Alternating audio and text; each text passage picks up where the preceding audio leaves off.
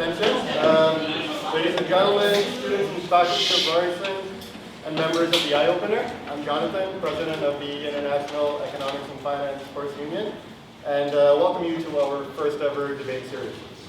This evening we will witness an impassioned debate, one of the most divisive issues facing our campus. That is the fight for a system of free education. The topic itself generates a considerable amount of polarization amongst our students, and is pertinent to both those attending a post-secondary educational institution within North America and to the future generations who wish to embark on such a path.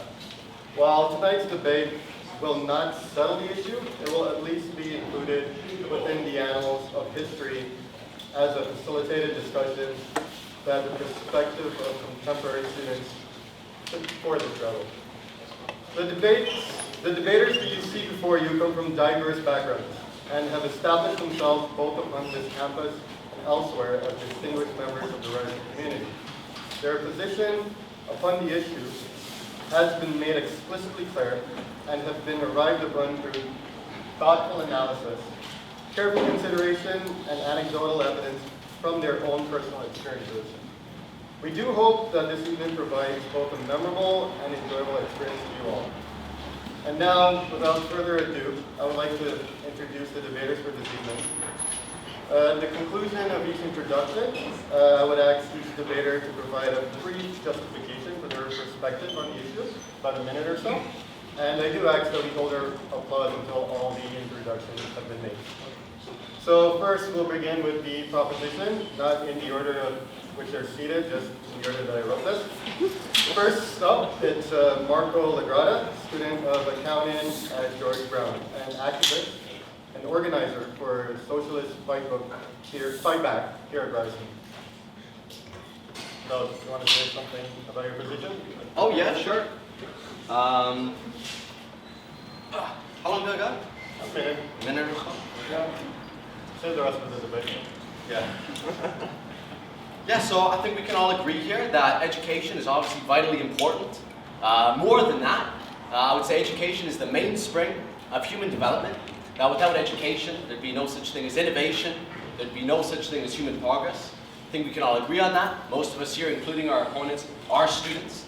I don't think we disagree on that. Maybe my opponents can clarify later in the debate. But I think what we disagree on is how to pay for it, right? I think Dan Petz had a fantastic quote that he shared on the Facebook, that there's no free lunch.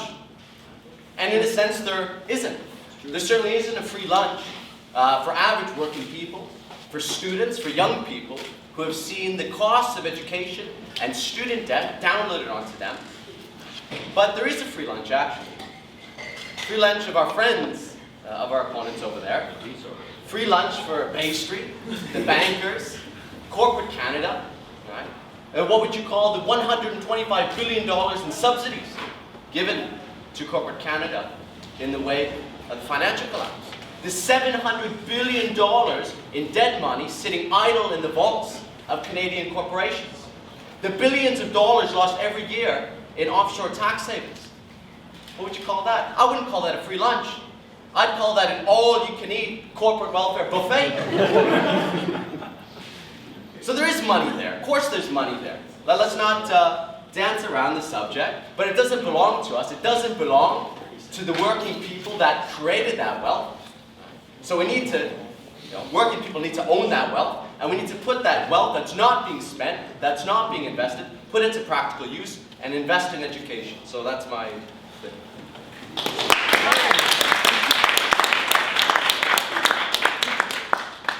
Next, we have Martin Fox. He is a psychology major here at Ryerson, co-chair of the Ryerson NDP, and is either part-time staff. Martin, come in. That's last name. Sorry, Martin, just before we begin, at 45 seconds I'll give you a knock, just so you know when you're coming close to your time. Yeah, so first of all, thanks everybody for coming. This definitely is an important topic, and there's been a lot of conversations on campus about this, so it's exciting to actually be able to have like a more formal sort of debate. Essentially, the reason I come to this table and the reason why I sort of do activism on campus is because I myself am in debt. I know a lot of people who I care about who are in debt, and the current system of the current structure of how university is paid for just results in massive debt loads. It results in people being afraid to even enter university because of the costs associated with it. And you can sort of divide it into two sections. One's economic, like what are the actual implications for society of having education be free. The other is ethical, right? The other is it fair to deny certain people access to education based on their family circumstances? On both components of the argument, on the economic side and on the sort of moral side, I think that our position is pretty obvious. Like, it's not moral to deny people access to education. It's not moral to force people to go into debt just to try to improve their lives. And on the economic side, there are actually a whole lot of benefits that accrue broadly across society when people have unfettered access to the means of self-improvement, and that's what education is. So I really look forward to the debate, and that's it for me.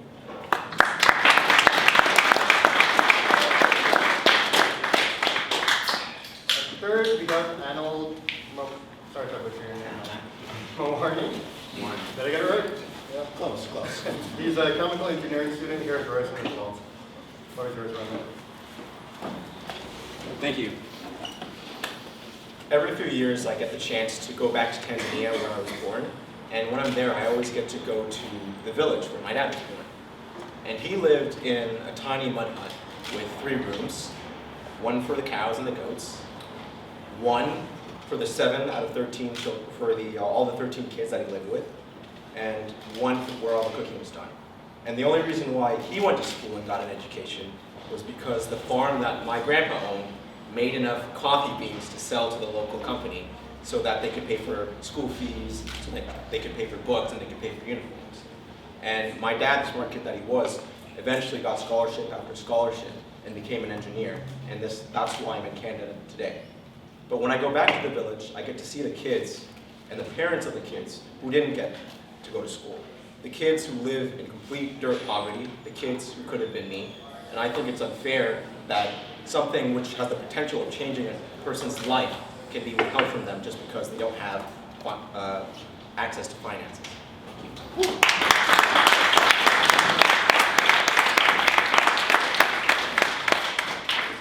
Now for the opposition, we have Will Anderson. He is an economics and management science student at Ryerson as well. Will? Thank you, Jonathan, and thank you all for being here today. I'd like to start off by thanking the International Economics and Finance Society for having us tonight. It's not often that we get a chance to have opposition viewpoints discussing on campus, so this is pretty great. Tonight we'll be discussing whether or not society should adopt free tuition. While it is an appealing phrase, most economists will tell you that there's no free lunch unless you're coming to a debate in which case you get free pizza. When our parents were young, university students could afford tuition by working over the summer and typically graduated debt-free. Over the past 50 years, in an effort to sway young voters, governments have begun to loan students money at an accelerating pace, which has resulted in the unintended consequence of rallying up tuition prices at a far higher rate than inflation. Tuition is not free. We all pay a price when governments interfere in the market. As Milton Friedman said, a society that puts equality before freedom will get neither. A society that puts freedom before equality will get a higher degree of both. The path to lower tuition is the elimination of government intervention, not increasing its control over markets.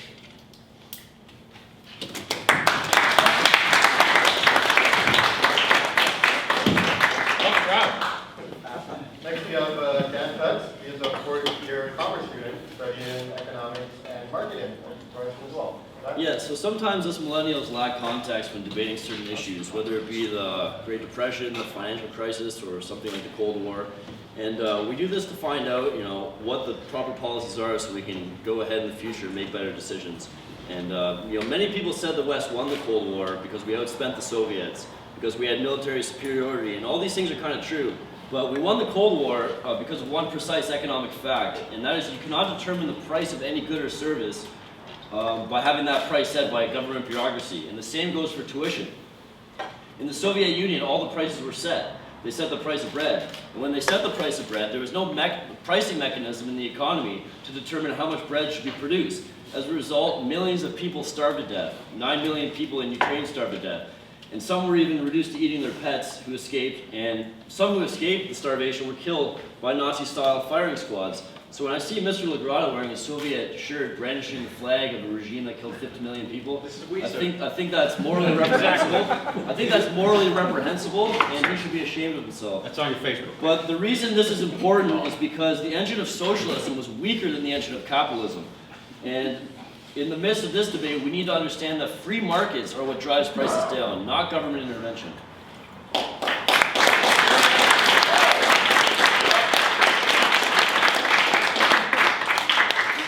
Okay, well, sorry, just before you start, if we could keep crosstalk between the debaters while someone's speaking, like try not to interrupt each other, that'd be extremely helpful. Thank you. And last but not least, we have Brian Betts. He's actually a Ryerson alumni. He holds a master's in engineering, and he also teaches at both university and college level. Yeah, so this is another evening for me. On Monday, I was down here teaching advanced manufacturing, the grad course. I also teach at Sheridan. I've been out of school for about probably 6, 7 years now. So I've got a very different perspective on what you guys are doing here. And what you're doing here is you are investing in your human capital.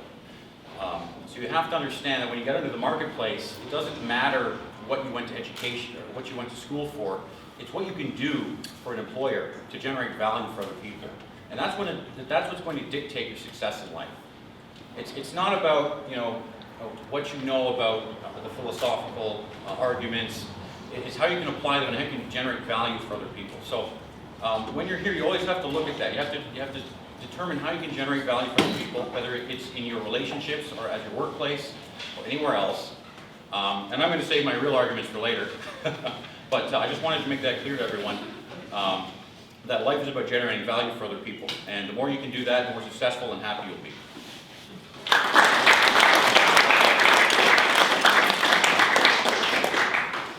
So before I hand you guys off to Ryan to talk a little bit more about the format for tonight, I just wanted to take a moment to thank everyone for coming.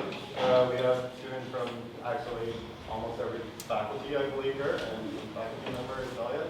Everyone, thanks for coming, and my team for working hard and making this event possible. Ryan? Okay, so I will clarify the rules with the audience. The debaters have already been introduced to them, but just so we're all on the same page, I will go through the rules as quickly but as carefully as I can. So the debate format itself will replicate that of a Canadian federal leaders debate, modified to accommodate two teams representing competing ideas as opposed to individuals representing parties. And under these circumstances, there is a specific subset of rules that debaters, the moderators, and the audience has to follow. So essentially the rules for debate are as follows. There will be 3 broad topics for the evening to which the debaters will have been exposed to prior to the debate. All the specific questions that will be asked after the topic's introduction have not been introduced to the debaters prior to this evening. In this format, each topic will begin with an isolated debate between a pair of debaters, one from each team. Each debater within the selected pair will be given a 2-minute uninterrupted answer to the question. And following this, the selected pair will be able to debate amongst each other for a maximum of 10 minutes. Following this 10-minute isolated debate, the floor will be opened up to a 15-minute team against team debate upon the same topic. If the moderators find that the isolated debates are stagnating to a significant degree, they're not moving anywhere, people have stopped speaking, we will open up the floor a little bit earlier. And the same goes on the open debate. We will either switch topics or interject with some different questions upon the same topic just to keep the conversation going. Each topic debate will be concluded with a moderator signaling that the time is up, giving each team a chance to recuperate before the next topic is introduced. And at the conclusion of the 3 topics of discussion, the floor will be opened up to questions from the audience for the final 15 minutes of the debate. When we get to this portion, we will introduce the rules for this portion, as there are some rules for the audience that they have to follow as well. I'll introduce that. So the rules are, we'll be taking questions all throughout the debate. If you go on Facebook and look for the icon at Ryerson page, you can send in your questions to me, and the questions will be asked at the end of the debate. So when you do send in the questions, I only ask you to state which team you're posing the question to, if you're posing it to a specific debater, and obviously the question itself. And we're going to look over them, make sure there's nothing inappropriate there, and the questions will be asked to the teams. And on top of that, there are some formalities that the debaters are asked to follow as well that has been listed out to them. Profanities of any nature are prohibited. A first-time offense will be greeted with a verbal warning, and then further use of the profanities will disqualify the debater from continued debate within the same topic, although they will allow to be jumping back in within the next topic. And at when the time on a topic or statement has concluded, one of us will make a tap on the desk, and we're asking the speaker there to wrap up their initial point. Failure to do so will be met with a verbal interjection by one of the moderators, and we hope that all debaters obey the time restrictions and limitations. Next, the moderators are also under a specific set of rules. To us, our role here essentially is to facilitate a thoughtful discussion on the concept of free education, and as a result, we have a few rules that we have to follow as well. It is not the role of the moderators to consistently interfere within the debate subject matter, but the moderators will speak up if one of the following incidents occurs. A debater has been attempting to speak for several moments and has been unable to do so. At that point, we will call upon their name and they will be allowed to make their point uninterrupted. The topic of conversation gets so out of hand to the point that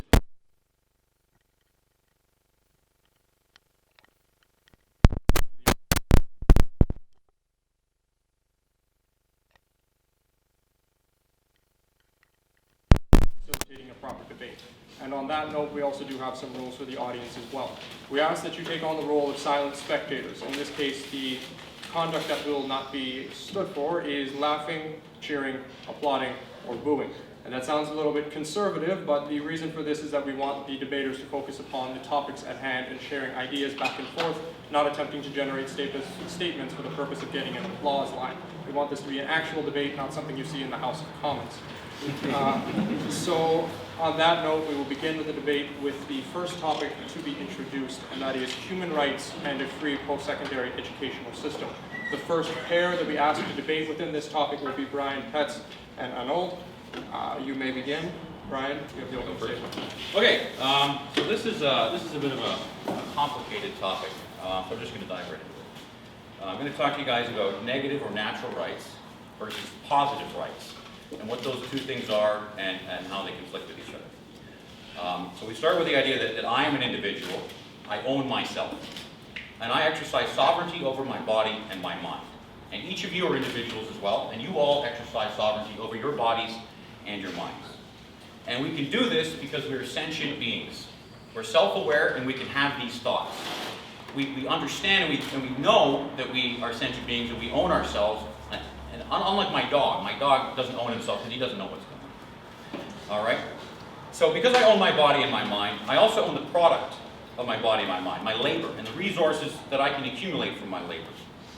Okay? If I cannot lay claim to the resources that I accumulate from my body and mind, then I am but a slave to whomever does lay claim to those resources.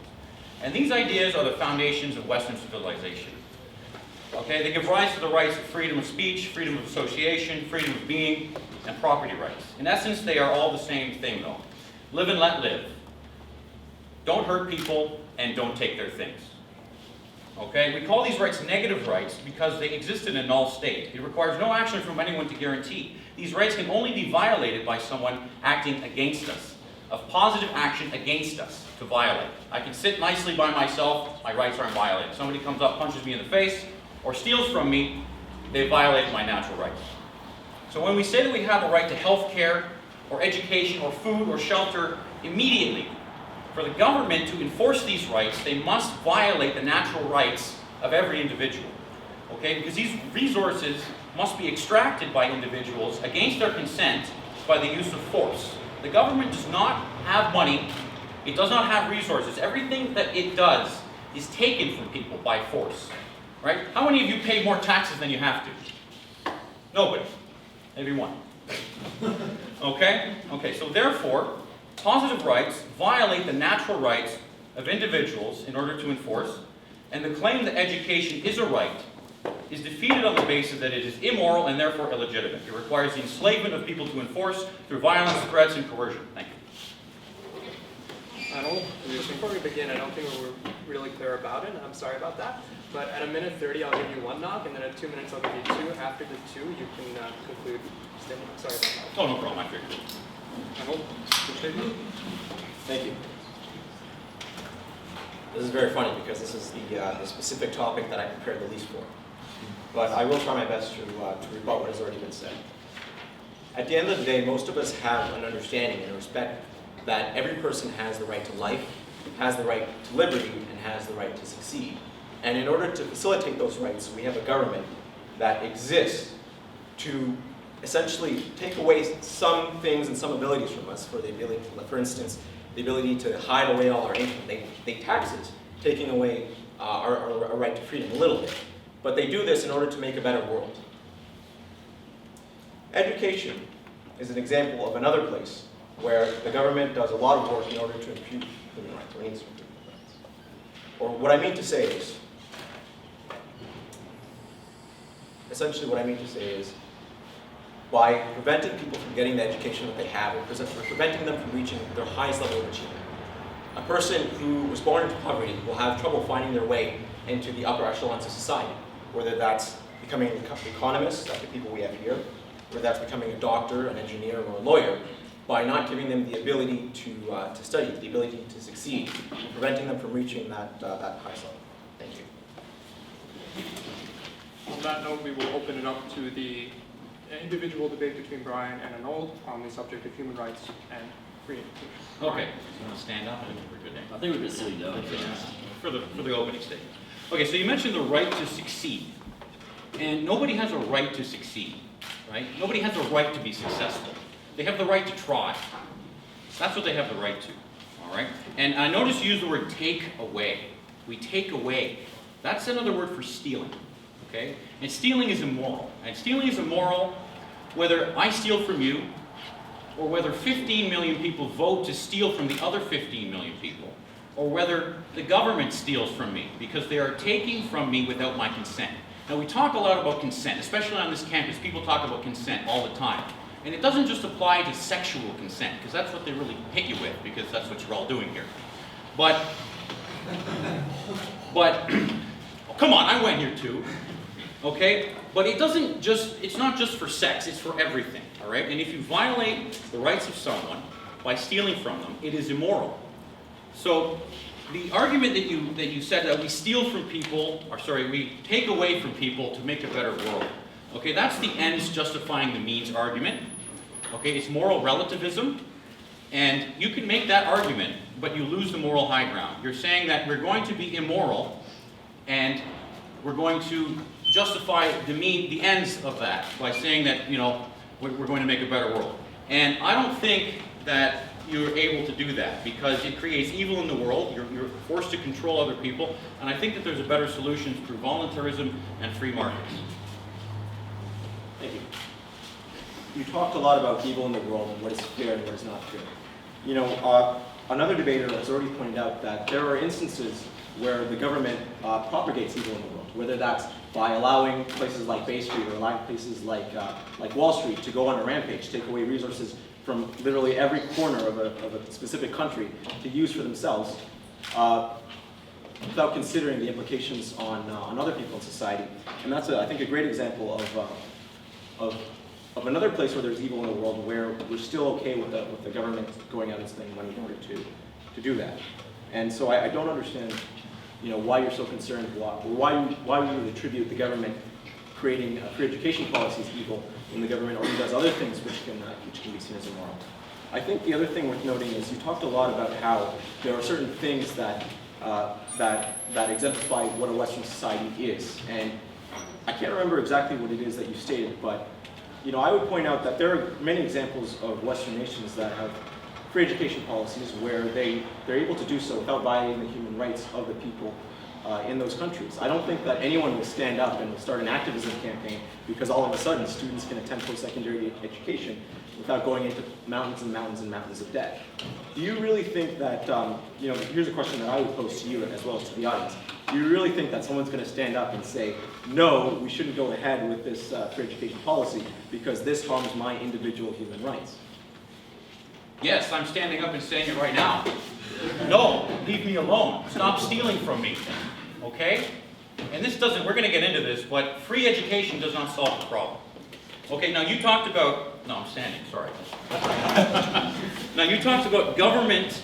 Okay, what the government does is that it concentrates power in one place. And it always concentrates more and more and more power. Okay, when this country started, the government was very tiny, and we had a lot of liberty and a lot of freedom. And as the power accumulates, evil people that want to manipulate others are drawn to the power. They're drawn to the power like moths to the flame. and they use lobbyists, and these are corporations like Bombardier, which is now begging for another $1 billion. This is just corporate welfare. I am dead set against corporate welfare. Bad companies need to be allowed to die, like the dinosaurs they are, so that the free market can pick their bones and use that creative capital to create new jobs and new technologies. Okay, so I entirely agree with you guys on that. Okay, the government, for the most part, it does bad things. Okay, government is the #1 killer of people in the world. Besides natural death, #2, government kills people. Okay, 100 million people in the 20th century were killed by governments, at least. I mean, these are just socialist governments. We're not even talking about the right-wing dictators in South America that the CIA put in. But, okay, so, and with respect to the education policies in the Norwegian countries, the tax rates are 80%, and these people are still graduating with debt, and after they graduate, and maybe they got some free education, but now they're paying for it for the rest of their lives. So whether you pay for it up front with tuition fees, or you pay for it for the rest of your life in high taxes, you're going to pay for it. There's no such thing as a free lunch. Very interesting. Thank you. You said that government kills people. But do you know what really kills people? Poverty kills people. Living paycheck to paycheck and not knowing whether, living paycheck to paycheck, knowing that if you lose your job, you're not going to have enough money to put food on the table, that kills people. And I think that the government trying to make a dent in those issues is a perfectly justifiable reason for instituting a free education policy. We know, for instance, that, delving off into a slightly different topic, that there are many forms of expensive government social assistance that exist in the world, whether that is old age security or healthcare or Medicaid and other things, and government is perfectly capable of supplying those things, and we don't consider the government evil for doing that thing, so I still don't understand how that topic came up. Okay, that's fine. Let's go back to the basics here. Okay, so we're all individuals. Okay, we all own ourselves. Okay, so I mean, I think we can agree that if we don't own ourselves, who owns us, right? We don't have slave masters. All right, we're not on some, well, we like to think we're not on some tax farm. Okay, but maybe we are. All right, because the government, they initiate force against each and every one of us to extract resources from us and redistribute it. And they redistribute those resources so that they can maintain power in society by buying votes. And one of the ways they buy votes is by saying, we're going to give you free tuition. We're going to give you free education. It's going to be free. Well, it's not free. It's never free, because you're going to pay for it through the resource extraction that they commit on you, the theft that they commit after you graduate, and you go into the working world.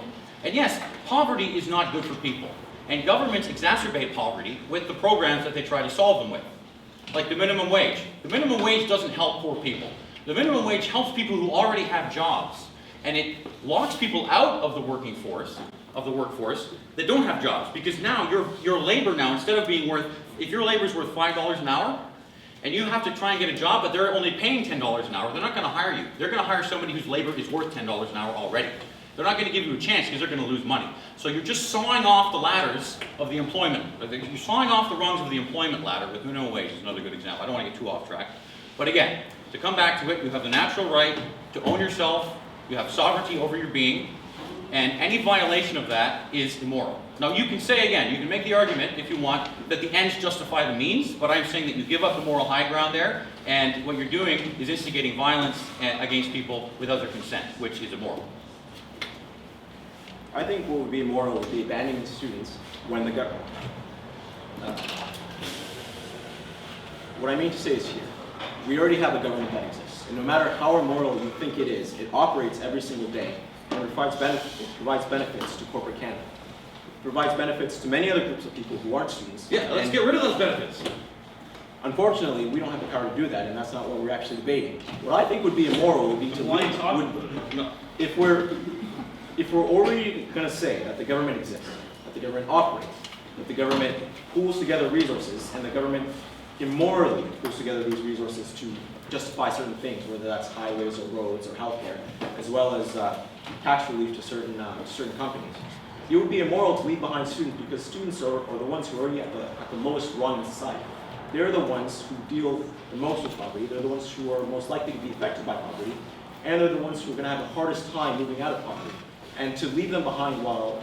I don't agree that students are, I mean, you guys are all in poverty. Are you guys in poverty? You guys all have iPhones, you're wearing suits. I'll put We're up not the living in facts. poverty. This is nonsense, living in poverty. Look, Sorry, facts. sorry, but Anola's speaking. So I'll put up the facts to stand against you. You know, it's recently found that in Canada, for instance, 40% of students have food insecurity. That means that when they walk into a grocery store and they're deciding what to eat, they don't get to pick between all the reasonable options because all the healthier food is more expensive.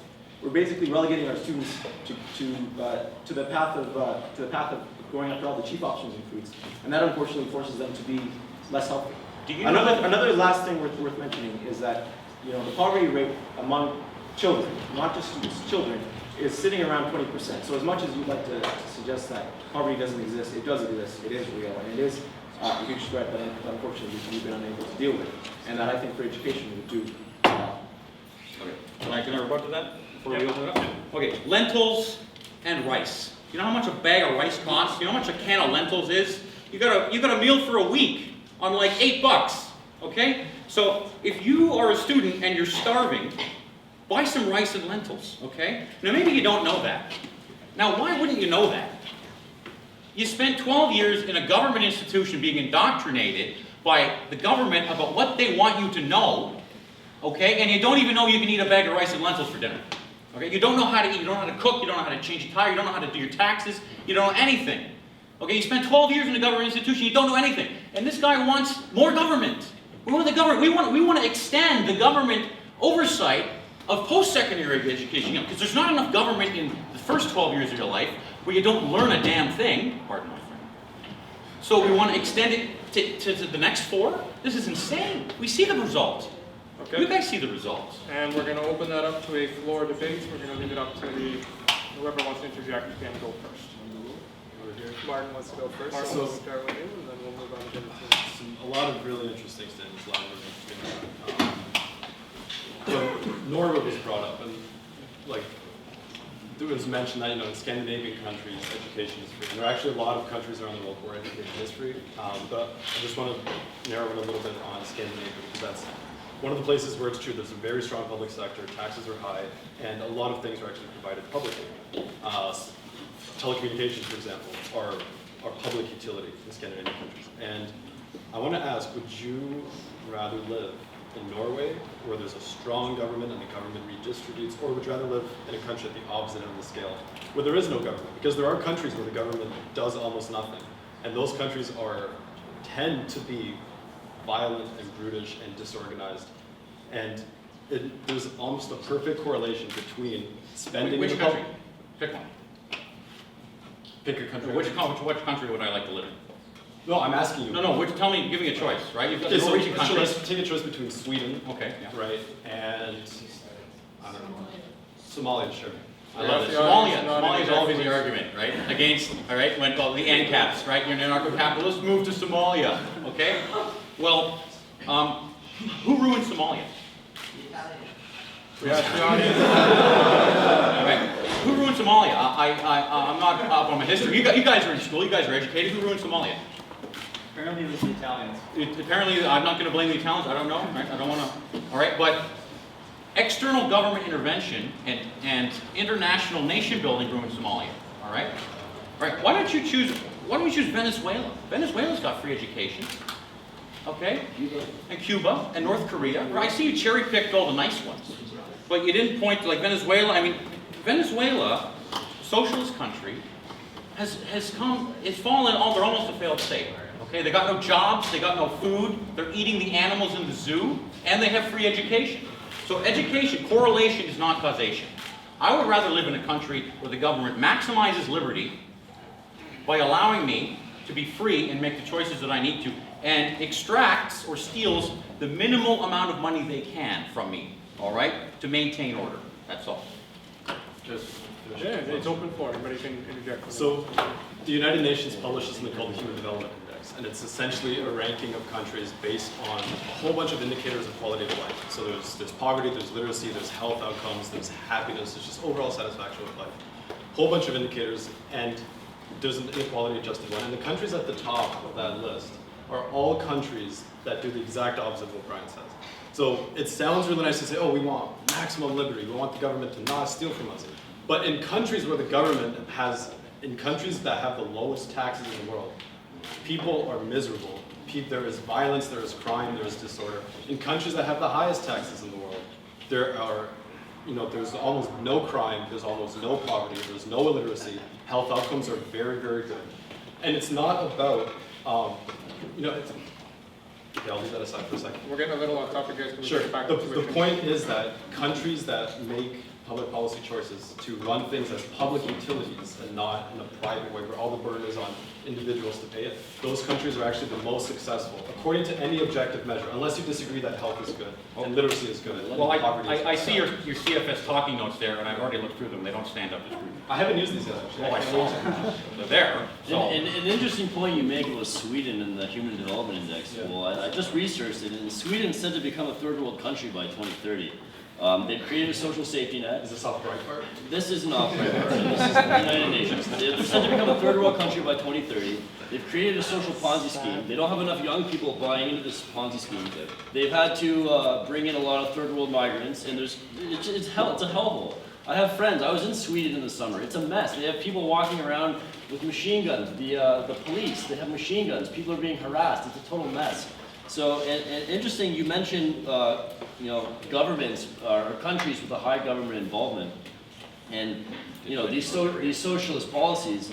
One interesting observation I'd like to make is that you see, we mentioned it in the Soviet Union when people were eating their pets, and this is actually happening today in Venezuela, where they've been reduced to eating their pets because they're starving.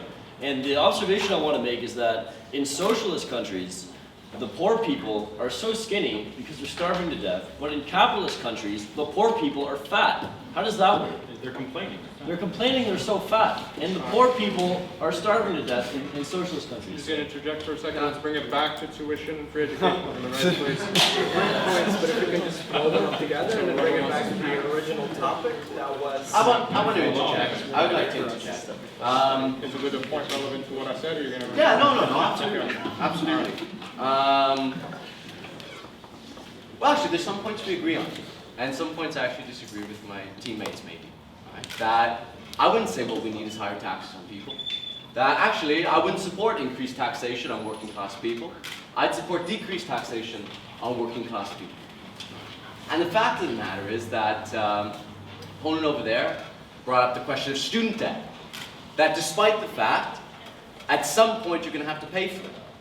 But the fact of the matter is that in Canada, the estimated cost of making education free is about $11 billion. Estimated student debt, by most liberal estimates, runs at $30 billion, which is a lot of money, but pales in comparison to the amount of money not just being put away into offshore tax havens and things like that, is literally sitting idle in the banks, in the vaults of Canadian corporations. And we don't trust the government to do it. I don't trust the government to do it. The Liberal government is the one that presided over the increase in tuition fees these past few decades. I don't trust the government. I don't want to see the government increase taxes on working people. I want them to be controlled by average working people. You talked a little bit about sovereignty and inalienable rights. But rights exist within limits, we have to understand. That rights aren't something that magically grow out of a fairy tale textbook. Right? We live in reality. Unfortunately, I'm sorry to burst the bubble. You don't have the right, for example, to yell fire in a movie theater, for example.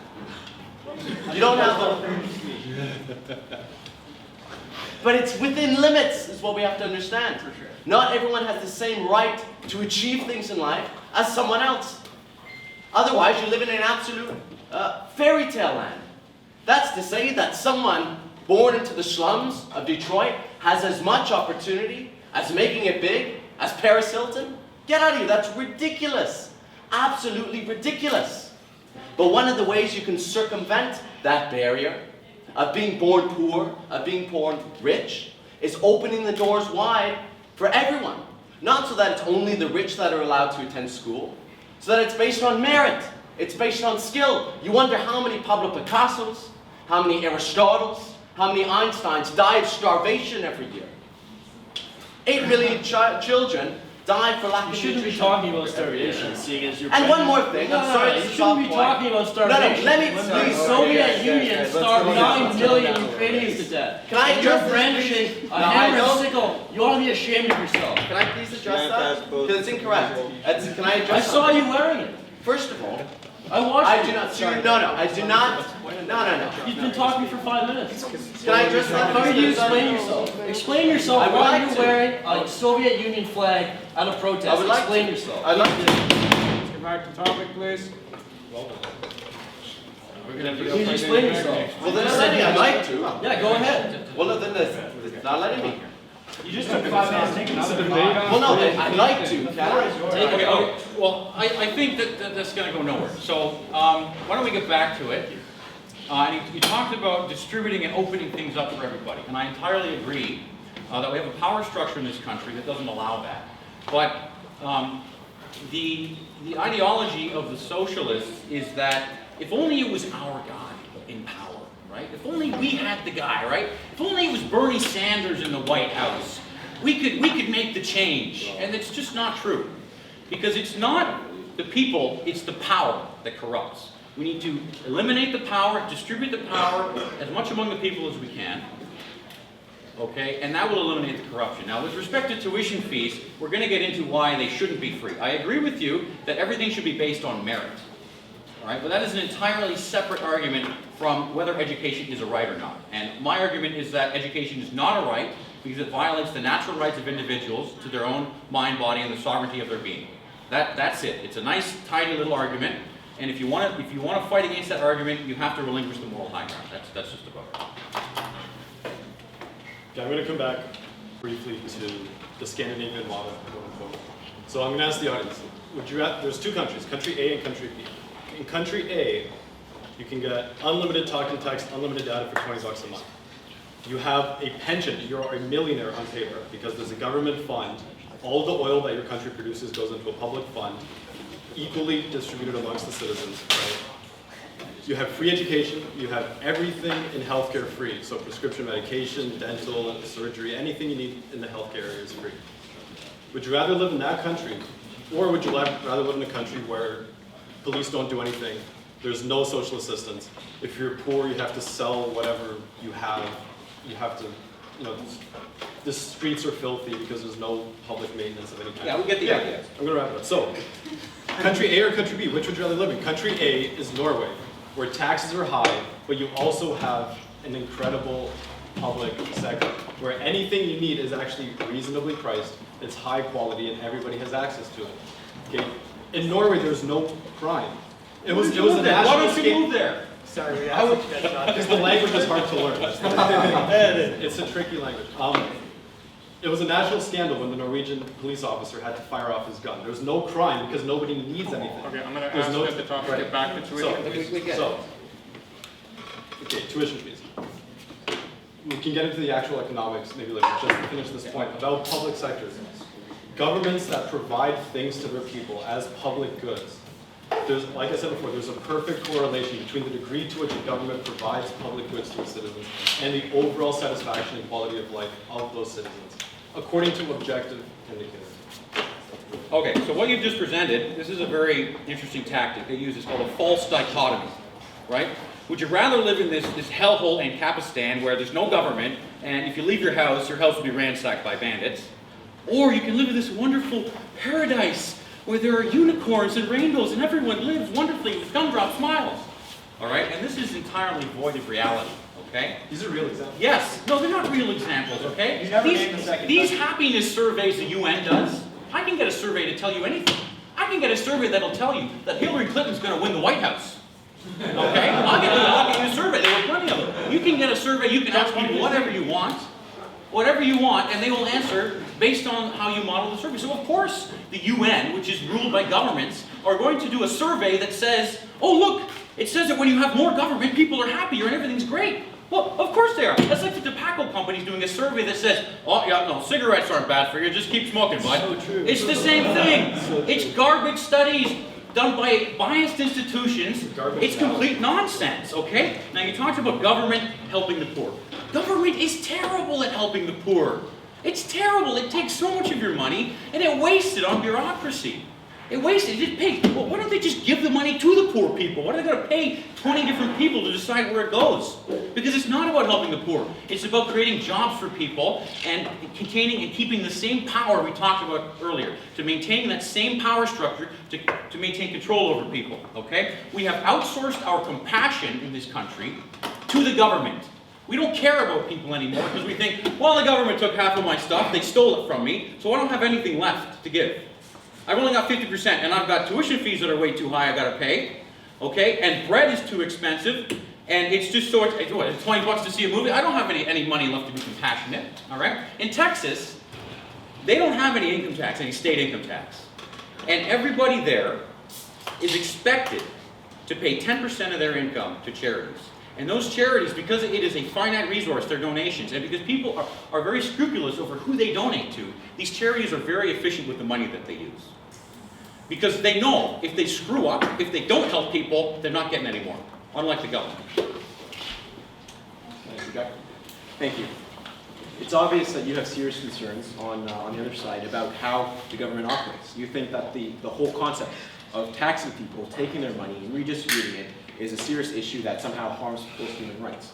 I think if we look through the course of history, we've pointed out on this slide on numerous occasions that government existing has benefited many people. We have highways because of government. We have healthcare because of government. Government is a force for good in the world. But the other thing is that government already exists, and as much as you hate it, the simple idea of making post-secondary education free, of putting just a little bit more money towards the people at the very bottom of our society, succeeding just a little bit more won't make a huge difference. The fact is, in countries like America, where post-secondary education isn't free, it costs around 1.9% of the GDP. That's how much money the people in the country are spending on education. And then you look at another country where the government does spend the money on education, where post-secondary education is free, it's only 2.1% of the GDP. The difference between whether or not the government makes education free here is very, very minimal. And the fact is, nobody's human rights will be harmed. No one is going to stand up and start a revolution today because all of a sudden they pay a small percent more in taxes for free education. And I think the complete idea that our country, that our democratic countries will simply turn into Venezuela, and that we will no longer be able to, or that people in poverty will no longer be able to eat because all of a sudden education is free, is complete malarkey. And I'd like to hear a response to that. What do we think would actually happen? Sorry, this will be the last response. This will be the last response. Do you really think that poverty will ramp up if all of a sudden we have a small increase in the expenditure of our government budget? No, I don't. I don't think that. Thank you. I think that you... Let's go. One. No, you didn't. Couple more minutes. I think that, yeah, you could pay for the education. But should you? Is it going to be a benefit? Now that's what we're going to explore next, right? You're getting ahead of us. We're still talking about education as a right, not whether or not we can or cannot pay for it. Obviously, we could pay for it. We could just jack the taxes up. It's doable, but should we do it? So that's the next part. So I don't hate government because government maximizes my liberty. If we didn't have government, I couldn't leave my house because there would be roaming bands of ne'er-do-well people ready to ransack it. We need some government, of course. Okay? I just hate how wasteful it is. And I wish that we could hold it more to account. All right? You guys spend a lot of time and effort protesting how high tuition fees are. If we spent that kind of effort holding government to account for all of the waste that they do and voting that way, I think we would be much better off. So in the end, I can see that you've taken the ends justify the means argument. All right? You have not been able to defeat my natural rights argument because it is not defeatable based on the way that I have proposed it. You guys can try after. I mean, I'd love to hear, you know, have somebody try and defeat it. But the only way to get around it is simply to say that that's nice, but the ends justify the means, and we have to steal from you. And that is a legitimate argument. We do it for the police. We do it for the roads and such. But the other argument that Bastiat, how much time have I got? You got about 30 seconds. Okay, the other argument that Bastiat gives is that the government should not be able to do anything that people themselves are not able to do. All right, Frederick Bastiat wrote this. And he said that that means that the government can provide security for people, okay, and it can enforce their natural rights. So we can tax people in order to maximize their liberty and enforce their natural rights. But once we get into all the extra niceties, then it becomes immoral. Okay, and that concludes our first topic of discussion, which is human rights in post-secondary education. Now we will move on to the next topic, which will be between low-income students and their access to educational institutions, and this debate will be between Dan and Marco. Before we begin, I'd just like to remind everyone, if you would like to send questions in, you can send them into the icon at Ryerson page, ICON at Ryerson. Okay. And a quick reminder to the debaters, please do not interject each other when you're talking. You all have the opportunity to speak. Also, we have someone fact-checking statements made by both sides during the debate, so if you just check the event page, we're posting some of the major things that have been said, and whether they are true and whether they're not true, and whether there's any evidence to back them up. So our next question is for Marco and Dan. The question posed is, do tuition fees prohibit low-income students from accessing post-secondary education? And because we started with the against, we will start with Marco for our first statement. Well, yeah, absolutely they do. Absolutely they do. Because not everyone has an equal income. Not everyone has an equal opportunity to earn the same income that a banker may earn. Billions in bonuses every year. Not everyone has that same opportunity. It's a fact of life that you have more of a chance being born into a rich family at striking big and hitting gold than you do being born into the slums, being born into a poor family in the countryside in China, or what have you. So absolutely it discriminates. It says, essentially, it's that your only merit, which determines whether or not you should attend post-secondary education, is not how skilled you are, how talented you are. In other words, your inalienable merit, and your skills and all the rest of it, it's how much money you have in your pocket.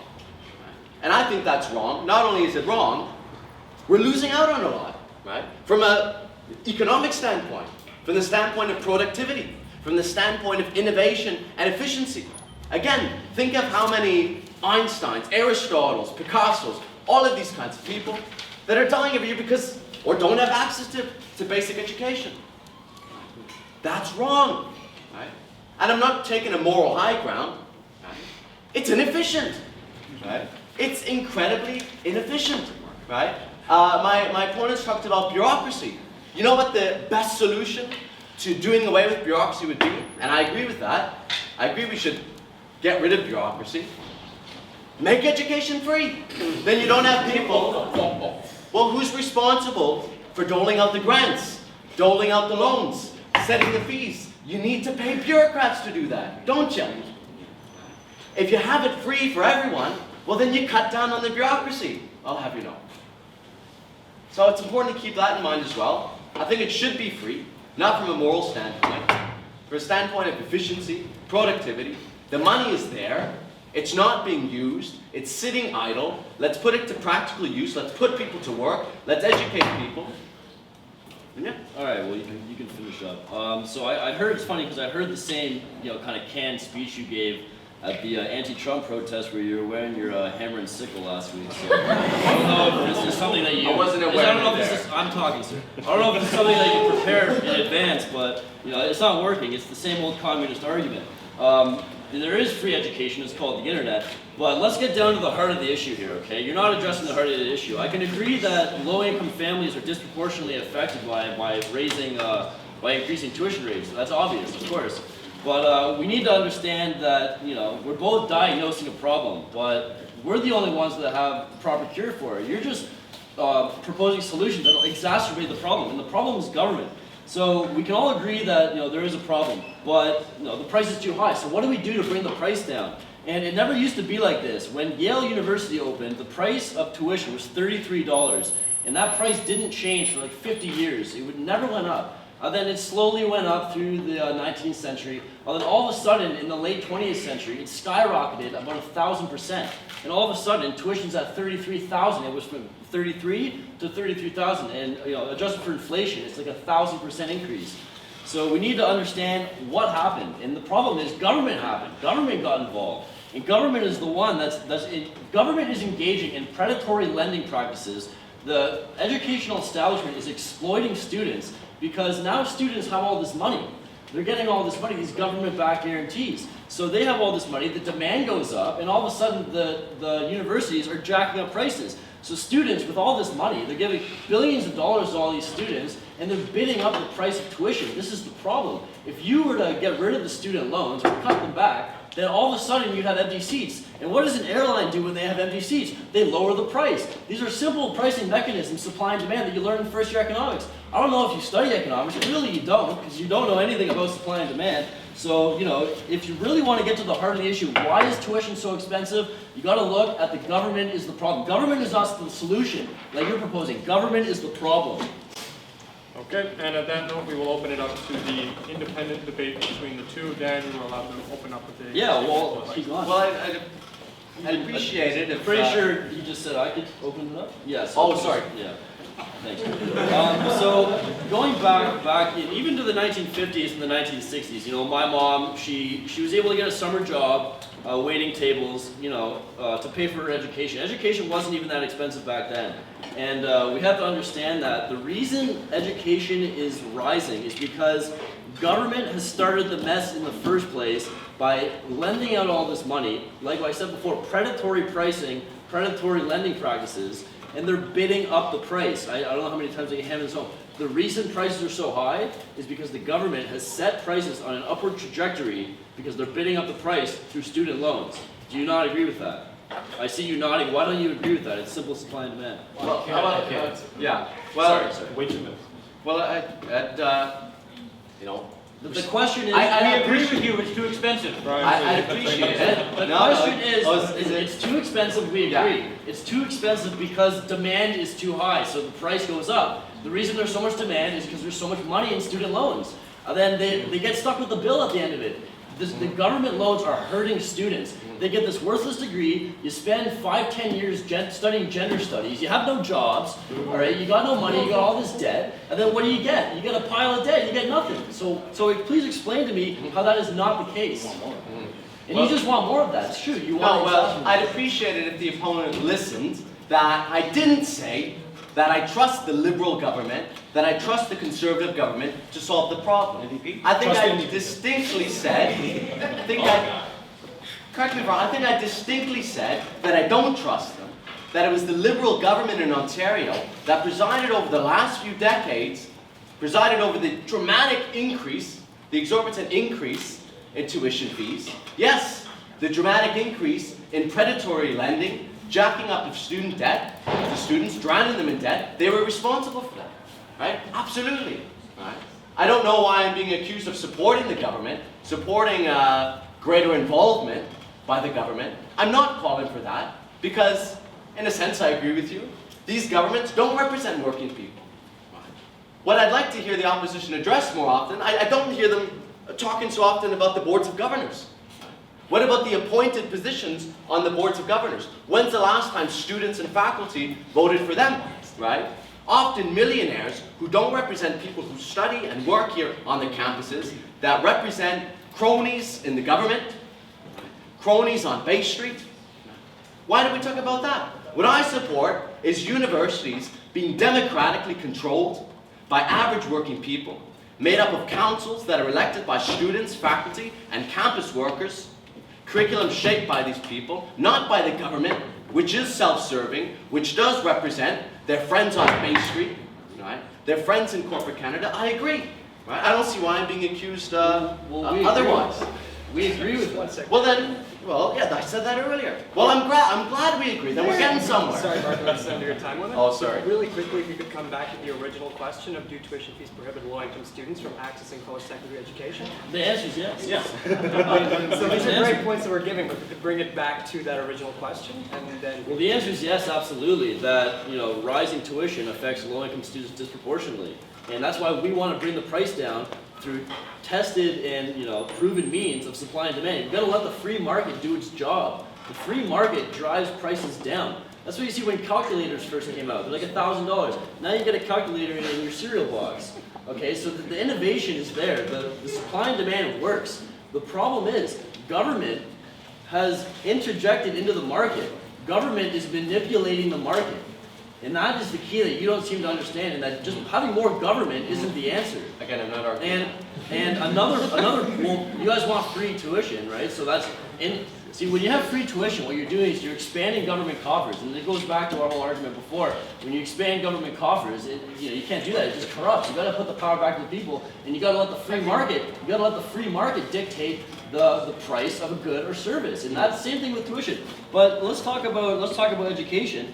And much like healthcare, when we have healthcare is free, the quality goes down. When it becomes free, the quality goes down. It's the same thing in degrees. You have degree inflation. See, your argument is that if we could just get everybody to have a degree or get an education, we'd all be better off. This is the same argument, is that, oh, we could just give everyone money and we'd all be better off. If we just printed the money, then we'd all be better off. You can't multiply wealth by dividing it. What happens when that happens is you have degree inflation. Now everybody has a degree, and now a degree is worthless. It's like a high school diploma. And the standards keep getting lower, the classes keep getting bigger, and now there's too much competition in the labor market, and the degree is not worth as much because you're not putting your own time and money into investing in a subject matter that you feel will be an investment for you. You have people, you talk about Denmark and stuff, the people in Denmark, they don't go to school for engineering. They're having a crisis in Denmark because they don't have enough engineers, because it's free. Why would I study engineering?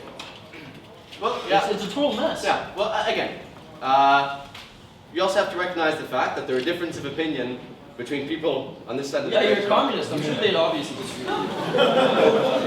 Well, maybe we can address that later. Yeah, I'd love to hear you. I'd love to talk about it.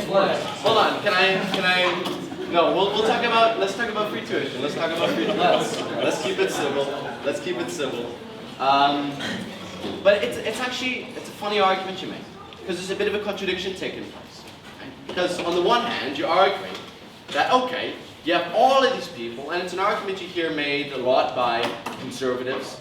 Kevin O'Leary, it's an argument he makes quite a bit, that the reason people can't find jobs is that you have all of these people going into school, studying liberal arts degrees that aren't worth anything, right? And then going into the job market and not finding the jobs, right? And first of all, there's a few problems with that. First of all, it's that, but education now isn't free. Right? So wouldn't the market regulate that?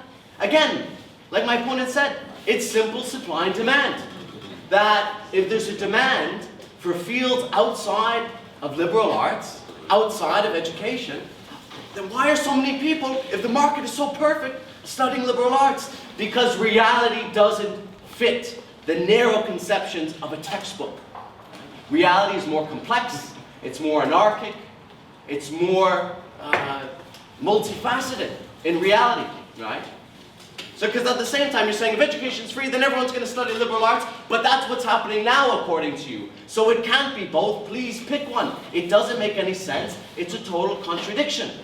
And another thing is that we talk about free markets and things like that. Well, the fact of the matter is that, you talk about ending corporate welfare. I agree. Ending corporate subsidies. I agree. Corporate tax breaks to negligent corporations like Bombardier. Absolutely.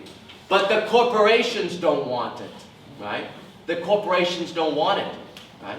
You can sit down with them and argue the benefit. All right, so can we just agree that there is degree inflation? When more people have degrees, the degrees become worth less. Do you agree with that?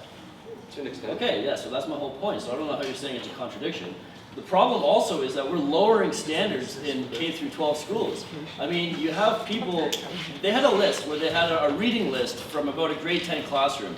And they used to be reading books like Atlas Shrugged and The Wealth of Nations, books that challenge your vocabulary. Now they're reading Harry Potter and the Hunger Games. So there's fundamental problems at the K through 12 level is the reason why people are studying worthless liberal arts degrees by the thousands, okay? There's clearly a shortage in some countries, like you guys mentioned, of engineering students. And the reason is that no one wants to study that. So, I mean, it's like, I don't even know what you're saying, because they have this inflation because so many people have a liberal arts degree, where are the jobs going to come from? Especially when you have the government investing all this capital into education, there's no more capital to create jobs. It's a total malinvestment. Why should I be okay with you taking all my tax money, over 50% of my tax dollars, so someone can go study a liberal arts degree? I'm not okay with that. You don't have my consent to do that. I don't want your tax money. Yes, you do. You want my tax money to fund your program. And the thing with the socialists is that they know or the communists, they know, listen, they know their system will fail, so they have to use the force of a government gun to subsidize their program. That's why it's wrong. Okay, Marco, you're allowed one rebuttal if you would like, and then we're opening it up to the floor. Again, that's not my position. I'm not interested in raising taxes on you or any working person, right? And actually, I agree with you in the sense that you made a fantastic point earlier, and again, maybe it's a point of contention I have with my own team, is that I don't believe the solution is even raising taxes on corporations, right? Which you may find surprising. And it's for that same reason that I don't believe Venezuela is a socialist country. Actually, surprisingly, because no, I don't believe you can regulate the market, right? If you set price ceilings and price floors, it leads to distortions in the market, distortions in supply and demand, right? If you tax the businesses and the bosses too high, they won't invest, right? That's common sense, that's supply and demand, but that's not what I'm calling for. Right? What we're calling for, and what we're saying, is why should all of this wealth that's created by average working people, many of them students, who are working 2, 3 part-time jobs to put themselves through education. That's $700 billion sitting idle in the vaults. It's not made by the billionaires, it's made by average working people, scientists, low-level management, technicians. That's who makes the wealth. That wealth should be owned by people. We're not just talking about taxing them, because if we tax them, they'll leave. Pack up their suitcase, move to Mexico. Absolutely. Put their money in Panama. No, no, no, no, no. What we say is when they do that, a factory shut down is a factory occupied. We're not talking about taxing it. We're asking why they should have the right to hold a monopoly over the economy in the first place. Calling for nationalization of the commanding heads of the economy, making that the collective and democratic property of average working people, and putting that money to practical use to fund education, fund transit, fund healthcare. That's what we're calling for. That's what socialism, not raising taxes. We don't want to raise taxes on working people. Working people have borne enough in the form of taxes. So that's Okay, a so misrepresentation. how did that work in the Soviet Union? How did it work in the Soviet Union? It didn't work. This Can I portion respond of to the that? I'd debate- love to. No, you cannot. This Okay. portion of the debate is concluded. No, can you keep quiet, please? Okay. So, in order to keep the topic of conversation upon the concept of low-income students' access to education, I will be asking a follow-up question to this side of the debate floor so we can facilitate a longer conversation upon this issue. So as you know, tuition is not the only cost incurred by students who attend post-secondary education. They also have to pay for things such as laptops, they have to pay for residence, they have to pay for a tremendous amount of other facilities in order to attend and to ensure that they are upon equal footing with their fellow students. From a personal perspective, my brother was able to have his tuition payments completely paid for because of his average coming out of high school. But he had to take out loans from the government so he can afford to stay in residence up in Thunder Bay. Do you think, to ensure that every single person is upon equal footing, that not only tuition payment should be paid for, but that every other cost incurred to coming through education should be paid for, primarily residence as well as technological voice? Now, Short answer to your question is yes, but before I answer that, I need to do some fact checking with my own here. So, tuition, universities are non-profit institutions, so it's not accurate to say that they jack up the price. They have. Yeah, I'm going to explain what that actually is. So, let's say it costs $10,000 to actually provide a year of education to a student. It's a balance between how much public money is put into it by the government and how much the user pays, right? The user fee is tuition fees. It's 2/3. I think the government does 2/3, the student Yeah, does so, 1/3. so about right. in the olden days, the government put in about 80% of the fees, right? And tuition fees in the 1970s, like I worked for a lawyer, he paid $200 for law school for a semester, okay? Nowadays, it's been flipped. So nowadays, about 60% of the cost is borne by the student or the student's family, and actually only about 40% of the cost is borne by the government, and that's shrinking. So it's not actually supply and demand at all. Maybe your degree is not worth as much as you think, because it's not the way you said it at all. It's actually just the balance between money coming from the government, public money, and money coming from students. It's not about, there's no like floating price, there's no market price for education. It's a non-profit system. Second thing I want to say is that, okay, so I'll answer the question about, the short answer is absolutely yes. Free education means free. Free education means that financial barriers are in no way a hindrance to your success academically or your entrance into an academic institution. Non-tuition fees are about $800 on average. That's ancillary fees that you pay. That's everything from like your gym membership that you get automatically as a Ryerson student, to textbooks, to just necessary expenses, your student union fees, your CFS fees. It adds up to about $800 a year, which is significant, again, for a low-income family. So to answer your question in a nutshell, absolutely yes. Free means free. Free means that every financial barrier to education is taken down so that everybody has equal access and everybody can actually pursue education. Floor is open up to whoever wants to reply. Okay, I just wanted to, you are correct, yes. So the per capita student funding is going down, and that is because there are so many more students than there used to be, and the government cannot keep up with how many more students we're getting. Okay, so again, we have to look at why are all of you here? Are you really investing in your human capital as efficiently as you can? Are you going to get out there and are you going to really have a degree that's going to increase your earnings potential by that much? Or would you be better off going right out of high school, start working at a coffee shop? Imagine this guy. So there's two guys. The one guy goes to school, he borrows like $60,000 by the end of 4 years and he's got some degree. Right? The other one starts working at a coffee shop. And for 4 years they work there.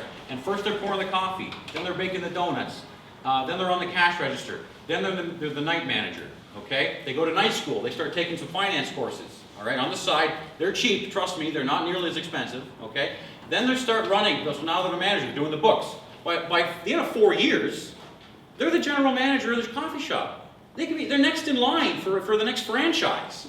Then they're a franchise owner, right? So that is a different career path that we are not introduced to. We're not introduced to entrepreneurship. We're not introduced to the idea that you can go out and make it in the world without a university education. You don't need it. And guess what? Education is free. You think I learned anything that I'm talking to you about today? I like to think I know a few things. I mean, I see some nodding heads. It's encouraging, right? I didn't learn any of this stuff in school. I have a master's in aerospace engineering. I didn't learn anything about philosophy or politics or economics in school. You don't need to have that degree, okay? And the other thing I wanted to point out is the gym membership. They're forcing you to buy a gym membership. You don't have the choice. So they're jacking up the price of tuition, and then they're forcing you to buy the gym membership if you don't need the gym membership. Well, this is not equitable. Towels not included. Oh! There are actually two now. There's the MAC and the MAC. I know. I'd like to. I voted for the MAC. Bureaucracy at its It's a finest. nightmare. Okay, so I have to make one point that a lot of people don't realize, is that the way that economics is supposed to work is that it's progressive. For example, with progressive taxation. The more money you make, the more you should be expected to contribute, right? No, hold on, that's not how economics works. That's how the review of economics. That's has nothing to do with economics. Sure. Most people agree that a billionaire should pay a higher percentage of tax than someone working minimum wage. Most people agree. Anyways, my point is that the way that tuition fees have to be paid now is actually regressive. Because if you can pay the upfront cost without loans, then you avoid the interest. So if you can pay all your fees upfront, you just get out of the way, you graduate with no interest payments due, right? If you come from a low-income family, right, and you have to actually go into student loans, you end up paying interest. The average repayment timeline is 9.5 years. True. You end up paying, in some cases, 2, and there's been cases where people have paid 3 times what the actual tuition fee was because of the interest that accrues, because they weren't able to pay the upfront cost. So it's a regressive system where the poorer you are, the more you pay for the product, and the richer you are, the less you pay for the product. It's back-ass words, to use a profane expression. Don't say that again. Sorry? Don't say that again. Okay. It's not an equitable system. You're absolutely right. It's predatory lending, and let's stop it. I mean, If we stop it, if tuition was free, there wouldn't be no predatory Well, lending. your idea of free tuition is going through the government to take people's money through higher taxes, take corporations' money through higher taxes, people who earn that money through the merits of their work. You're taking it from them, which is, as we've covered, is against their human rights, and you're giving it to other people. That doesn't happen through the free market. It happens through government. Capitalism always starts with the handshake. Communism starts at the end of a barrel of a gun. True. Your system is full of holes. But it doesn't work. But history has proven that it doesn't work. You make it When's the free, last the time you degrees bought are a worthless. product from Cuba that was not a cigar? A product from Russia that was not vodka or high-grade military weapons? When's the last time you bought anything from North Korea that was not a documentary? Trump University is a free market university. nice. They got raped. Thank you. Obviously, a lot of ground has been covered here for this topic. However, I think going back to the basics of what we're discussing in this topic is how low-income students are ultimately affected by tuition prices.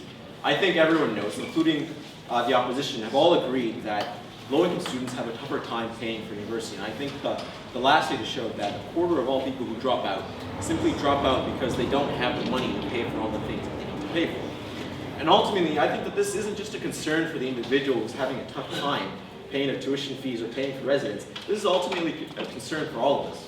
I mean, if you really look at it, the government has already decided that it's willing to buy votes from other groups of people by literally shelling out billions and billions of dollars. We have old age security. We have a system where the rich, who just happen to own stocks, are able to pay income tax at 0.5%, less than their secretaries, only because they're rich.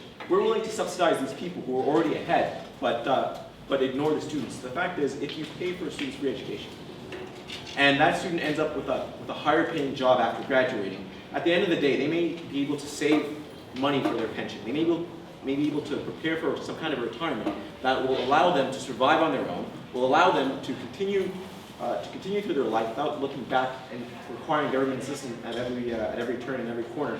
And that's something that would benefit each of us. The simple fact is, helping low-income students doesn't just help them, it helps everybody. It's a good argument, but I mean, it doesn't hold weight because what you're not understanding is that when you we agree that it hurts low-income people more, right? So let's bring the price down so more low-income students can have an education. See, what you're proposing will ruin the quality of the degree. This is the important part here. We both agree that there's a problem, but your solution devalues the value of the degree. It inflates it because now more people have one. So what I'm saying is let's roll these programs back. Let's let the market do its job and drive prices down. Therefore, people can afford a good education, just like it used to be back in the day. Back in the day. Okay. We need to make education great again. It's true. It's true. All right. Back to topic at hand. This is where we're suits again. So I'm going to touch on something that you mentioned before, which is class sizes. Okay. This is a common misconception that if we make education free, that the other aspects of the other back. Guys, the audience remain in order, please. Marvin. This is actually an important point. It's one of the biggest misconceptions about free education is that quality will go down. The exact opposite is the case. If you increase funding, class sizes will go down. We're not just calling for tuition to be eliminated. We're actually calling for full funding so that it's actually high quality. It's actually fully funded, and it's a rich experience. Wrong. Okay, so in countries where education is free, quality is actually better. Okay, quality is better. People are free to pursue their actual passions. They don't have to take a degree just because their parents are paying for it and they have to do what their parents tell them. They don't take a degree because, I read some index about the highest paid jobs or I need to make money to support my poor family, right? People can actually pursue degrees that actually are close to their heart and what they actually feel they're talented in and want to pursue. And that is one of the big social benefits, where people are actually free to pursue the talents that they genuinely feel they have and actually do what they're passionate about and do what they're actually talented in. And not have to do this whole economic calculation about, I'm investing this much, what kind of a job can I get with degree X, and do all this kind of nonsense, right? People can actually take the degrees that they want. Oh, okay, so you talked about the quality of the education is better in these countries where education is free. It is. Okay, so why is it that everybody then goes to Yale or Harvard, okay, or Stanford, or MIT? Or ITT Tech. Or IT. You almost got me there. Okay? It's because those institutions have an extremely high quality of education. These are world-renowned institutions. Now, there are world-renowned institutions elsewhere, but the point he made is that when education is free, education is better. This is false. It's demonstrably false by the fact that you have MIT and Stanford and Cornell and all of these places in the United States where tuition is certainly not free. It is too high, I think, but this is because, okay, so that argument is false. It's demonstrably false immediately. It fails. All right? Now, you're talking about free education being available for passionate people, and this is a benefit. I absolutely agree that if you can educate yourself with something you're passionate about, that's wonderful. And like I said before, That's what I have been doing since I left university. I have been educating myself on what I have a passion for. And I haven't spent a dime, all right? Podcasts, all right? You've got lynda.com, you've got EDX, Coursera, Harvard offers, all of these universities that you pay for, and they are American universities, the best in the world, they offer all of their course material for free, online. And all you have to do is pay. If you want the degree, you pay to write the test. So education is already free. And the arguments that you guys are making, we should make it free for everyone. It's already free for everybody. So I don't know, I mean, I guess we disagree. You guys just want it to be paid for, and we want to reduce it. And if people want to go to an institution to learn, because there's a difference between education and institutional learning. But the institutional learning should not be free, you should have to pay for it. Marco, and you will be the last person to speak for this portion. Okay, well, I want to open with a question. I know it's the last one, but maybe we can carry on to the next point. Is, well, then that's the case. Should we pay for high school? Put that out there. Quality would go up.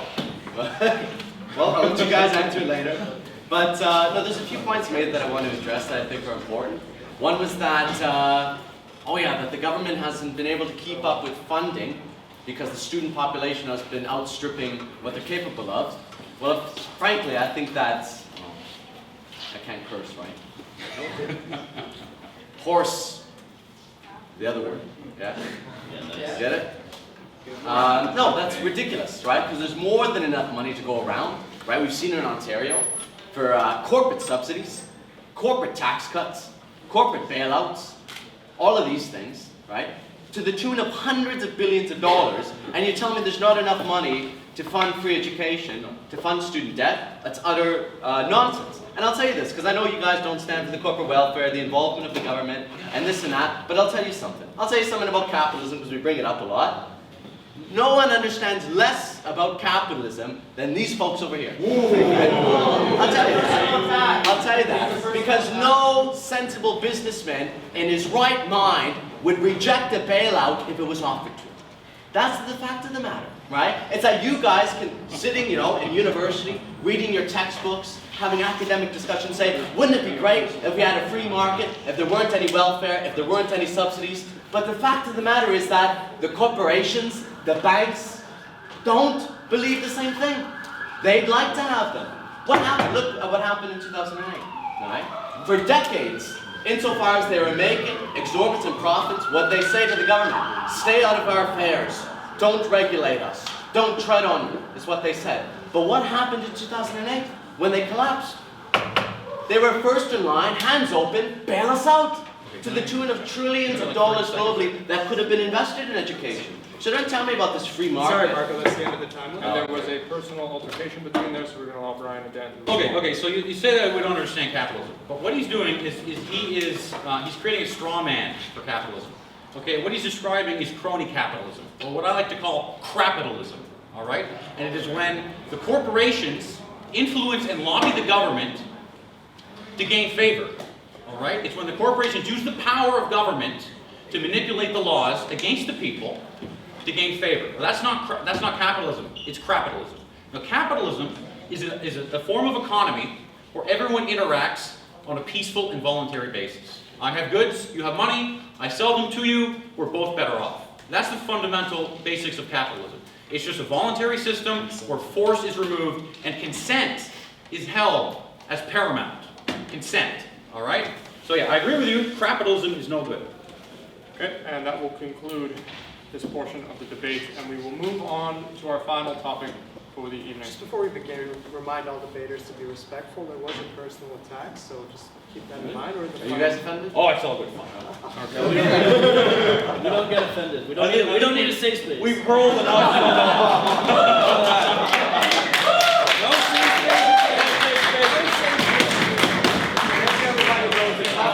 The debate topic today is on education, not on safe spaces. Ryan, please present the next. All right, let's get on to our next topic, and this will be between Martin and Will. Now, this one is upon economic growth and innovation and the impact of free education. Now, will providing free education, I'm addressing you to this, will have a negative impact upon economic growth and innovation, and can, in the most specific fashion that you can, describe how it will do so. Well, absolutely. offering free education will end innovation. When you give people free education, what you're doing is you're taking taxes, you're raising them, likely on wealthy individuals and corporations. This provides a disincentive for corporations to want to grow. When taxes are high, you take money that would be going to their bottom line to reinvest in the business, increase production, and produce and create new jobs, and instead it's going to the government and being put into this free tuition system. It's going to create huge unemployment rates. Now, it's a two-edged sword. You have all these people who are unemployed. Well, now we have free education. Why not enhance our abilities, right? Go to school. You also have all these people who couldn't afford to go to school before. Now they're all going to get free education. They're all getting these completely devalued degrees because now everyone has a degree. It's meaningless. It's basically a high school diploma at this point. It's a two-edged sword. You come out of university after 4 years with no jobs because all the businesses have either failed or left the country from high taxes. And now you have no jobs, a bunch of educated workforce. People have to leave the country. That's a waste of money. It's a bad investment. So to that, Martin, do you think free education will destroy innovation No, I or do hamper economic growth? No, I do not. Okay. Where do I start? Making education free would actually be a boon to innovation, contrary to what you just heard. When people are free to pursue their talents and free to develop their skills and free to explore new ideas in a structured way, they actually become smarter, they actually become more confident in themselves, and they're much more likely to engage in entrepreneurial activity.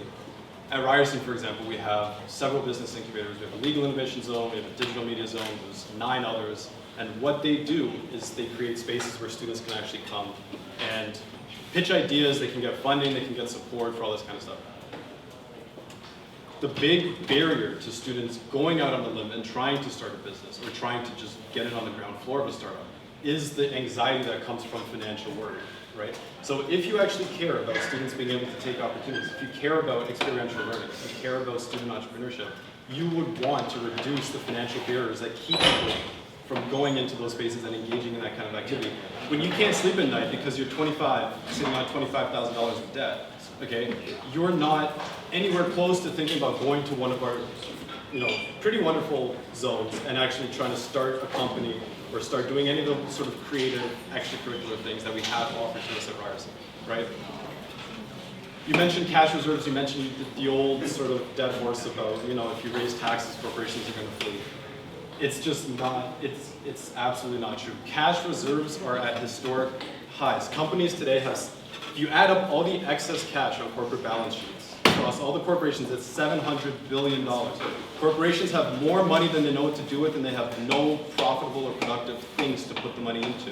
And it's absurd to say that if you take money that corporations themselves, just in terms of their accounting, have no use for, and not, you can call it stealing if you want, but you have to balance rights. The rights of students to improve their lives, and the rights of corporations to sit on cash that they themselves admit they don't need. Which rights are you going to choose? All right, now we're going to keep it between Will and Martin.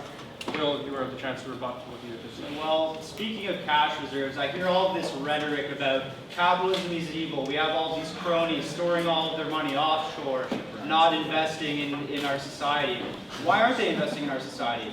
Our government is not allowing business to grow right now. Interest rates are at an all-time low. There's no business opportunity. The world is unstable. You have China devaluing their currency, to quote from Donald Trump. It's a nightmare. Now, your idea is to take all this money out of cash reserves and say, well, it's not being spent. Let's spend it on something. The reason that these cash reserves exist is because they were made from wise investment decisions. Allowing people to go get a master's degree in feminist dance therapy is not a wise investment decision.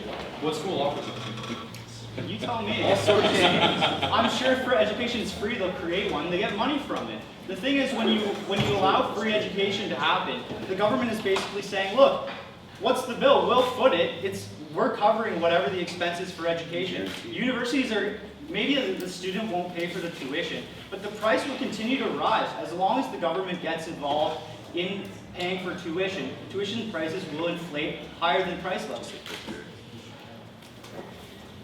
Okay, I'm going to rebut something that you mentioned before, which is that everybody will get a degree if education is free. This is another misconception. Don't believe it for a second. Personally, I believe there are some people who don't. Would. Everyone in this room would. Standards still apply. Right now at Ryerson, if your GPA drops below, I think 2.0, you're on probation. right? 1.67. 1.67, thank you. If it's less than 1.67 for another semester, you're kicked out, or you have to take a semester off. Nobody is saying that you should just be able to come to school and just, drink and, chill in the classroom on Facebook and just not participate anyway. There are still academic standards. The same standards that we have now would still apply. Okay, nobody's saying that we should just turn this into like Animal House and just everybody does whatever. Okay, that's just absolutely false. Another thing, when you talk about you want to take all of this money, use the phrase all of this money. Like I said, there's $700 billion cumulatively on corporate balance sheets, right? What is more productive to use that money? Keeping it unused under the mattress, so to speak, or putting it into post-secondary education so that people who want to develop their skills and want to become better, smarter, more talented people can actually do that without having to worry about it. You're stealing my time right now. I'm speaking. Okay, let's keep it between Will and Martin, please. Yeah.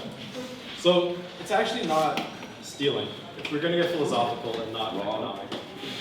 There are competing rights in any situation, right? I feel like punching Marco. Marco feels like not being punched. You have to assess the rights, right? No, you're right to punch him and Sorry, his Dad. face. Dan, please. I think they'd like So the point is you have to balance competing rights, and you have to think what makes sense, what would be most helpful to the largest number of people, right? Again, keeping unused money on corporate balance sheets, letting extremely wealthy people continue to hide their taxes in the Bahamas and not pay any taxes. Is that what we want to defend? Is that what's important and socially useful? Or with letting young people, and even middle-aged and older people who want to return to school, allowing them to pursue a degree without having to worry about finances, is that socially useful, and is that productive, and is that what's best for society?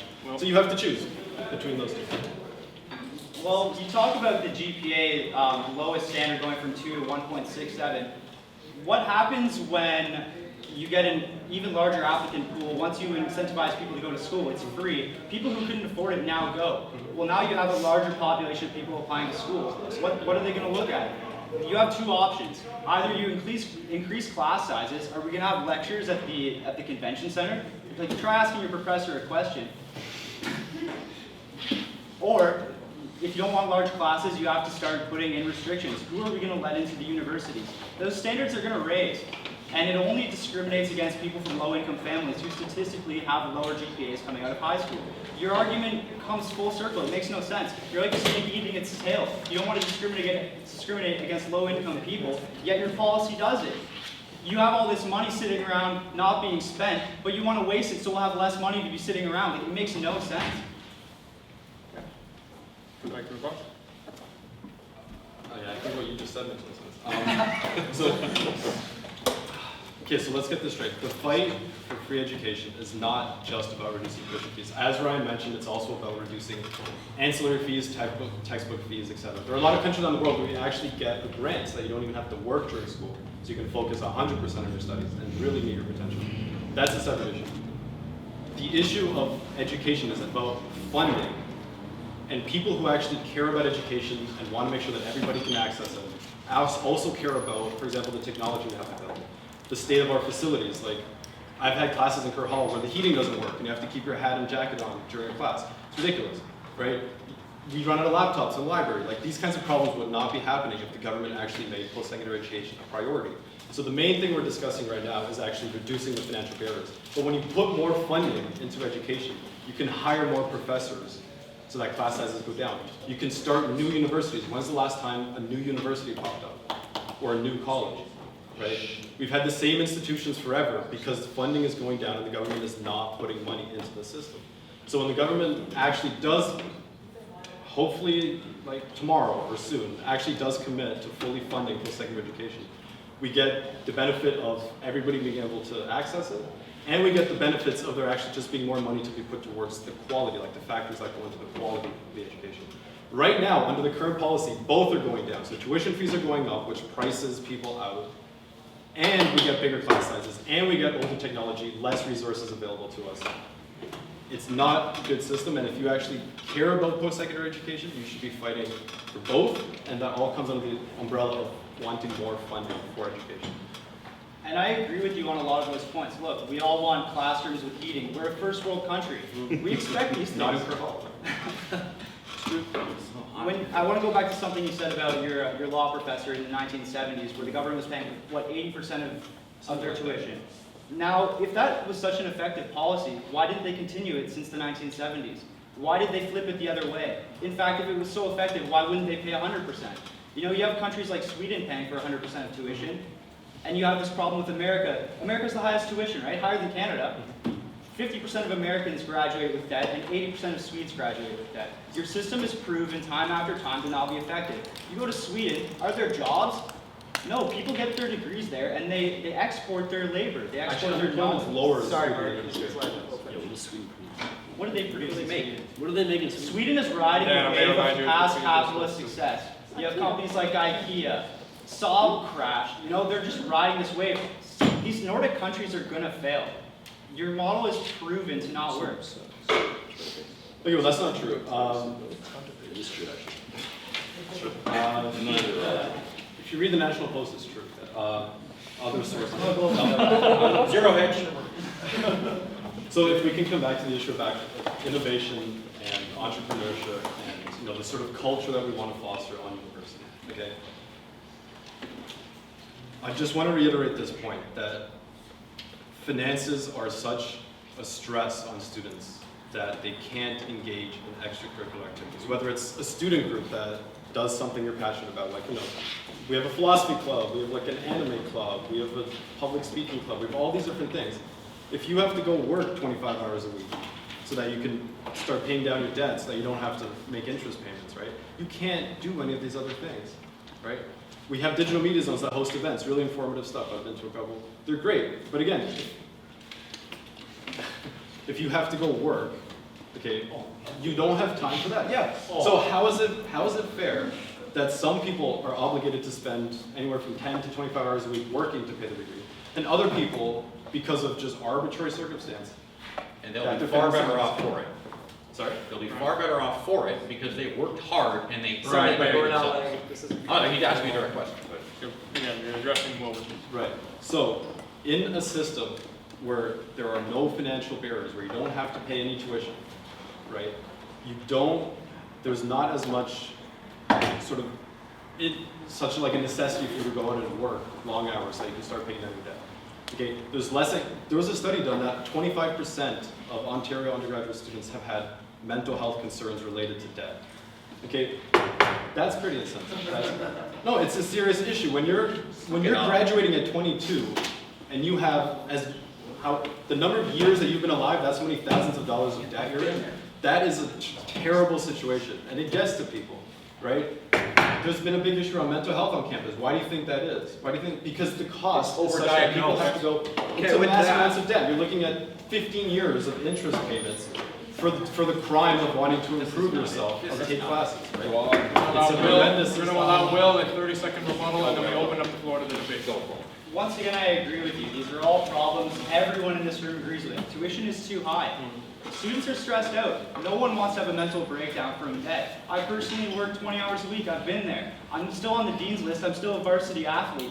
You have to make sacrifices to be a student. Maybe you don't have a social life. There's a thing called working hard in life. People get what they deserve when they work hard for it. This is the beauty of Canada. We don't go to school in other countries. Other countries come here, they come to the United States, they come to the Western world to go to school. There's a reason that our country is successful, and it's not because of having the highest taxes in the world. Yes, stop trying to There's change no room for businesses to be successful here. There's no room for jobs when you have high taxes. And on that note, we are going to open up the floor to the debate, and Will have his hand up. First. Thank you. Canada is an example of a country that has relied on basically selling its natural resources to survive up until this point in its history. We've had wheat, and now we have oil. But the fact is, we're not going to be selling these things forever, and we've already entered in multiple agreements with the entire world, basically, that going forwards, we're going to be using less and less of this. And no matter what Donald Trump says, China, one of the world's biggest polluters, has already said that they're going to meet their commitments. That leaves Canada in the position where we need to find something that will create jobs in this country and that will keep good jobs in this country. And quite frankly, free education will help in that initiative. If you take the example of the Waterloo region in Canada, one of the most intelligent communities in the country, they're an example of a place that has literally nothing to sell other than intelligent minds. And they're able to have such a strong technology sector that they basically prop up that industry in Canada as a whole. Obviously, we've suffered through the loss of BlackBerry and other such instances, but this is a great example of how Canada has benefited from great education and how we can continue to benefit if we extend free education to probably the whole country. You know, another great example would be California. The world's largest companies today, Facebook, Google, Apple, these companies, some of them do sell physical items, but what they have are basically apps, ideas, technology.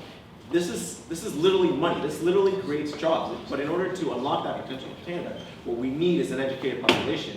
And free education will go a long way towards preparing us for the information revolution in the future. Or that's happening now. Okay, no it won't. All right, okay. I want to talk about grade inflation, all right, because they're talking about free education now. When you make something free, the demand goes through the roof. People are going to go because it's free. All right, so what we've seen, and I've seen this personally, is that in high school, and this is a separate issue, this is an issue with government-run high schools, the grades, they're amazing, they're great, they're terrific. Okay, everybody's getting 90%, 95%. They come into university, they know nothing. They're terrible. They can barely write a report. They don't know any trigonometric calculus. They don't know anything they need to know. And then this is my engineering experience. They don't know what they need to know. Okay? And now we've opened up the amount of people we're taking. So before you always have a distribution curve of ability, right? So before we were taking only the best.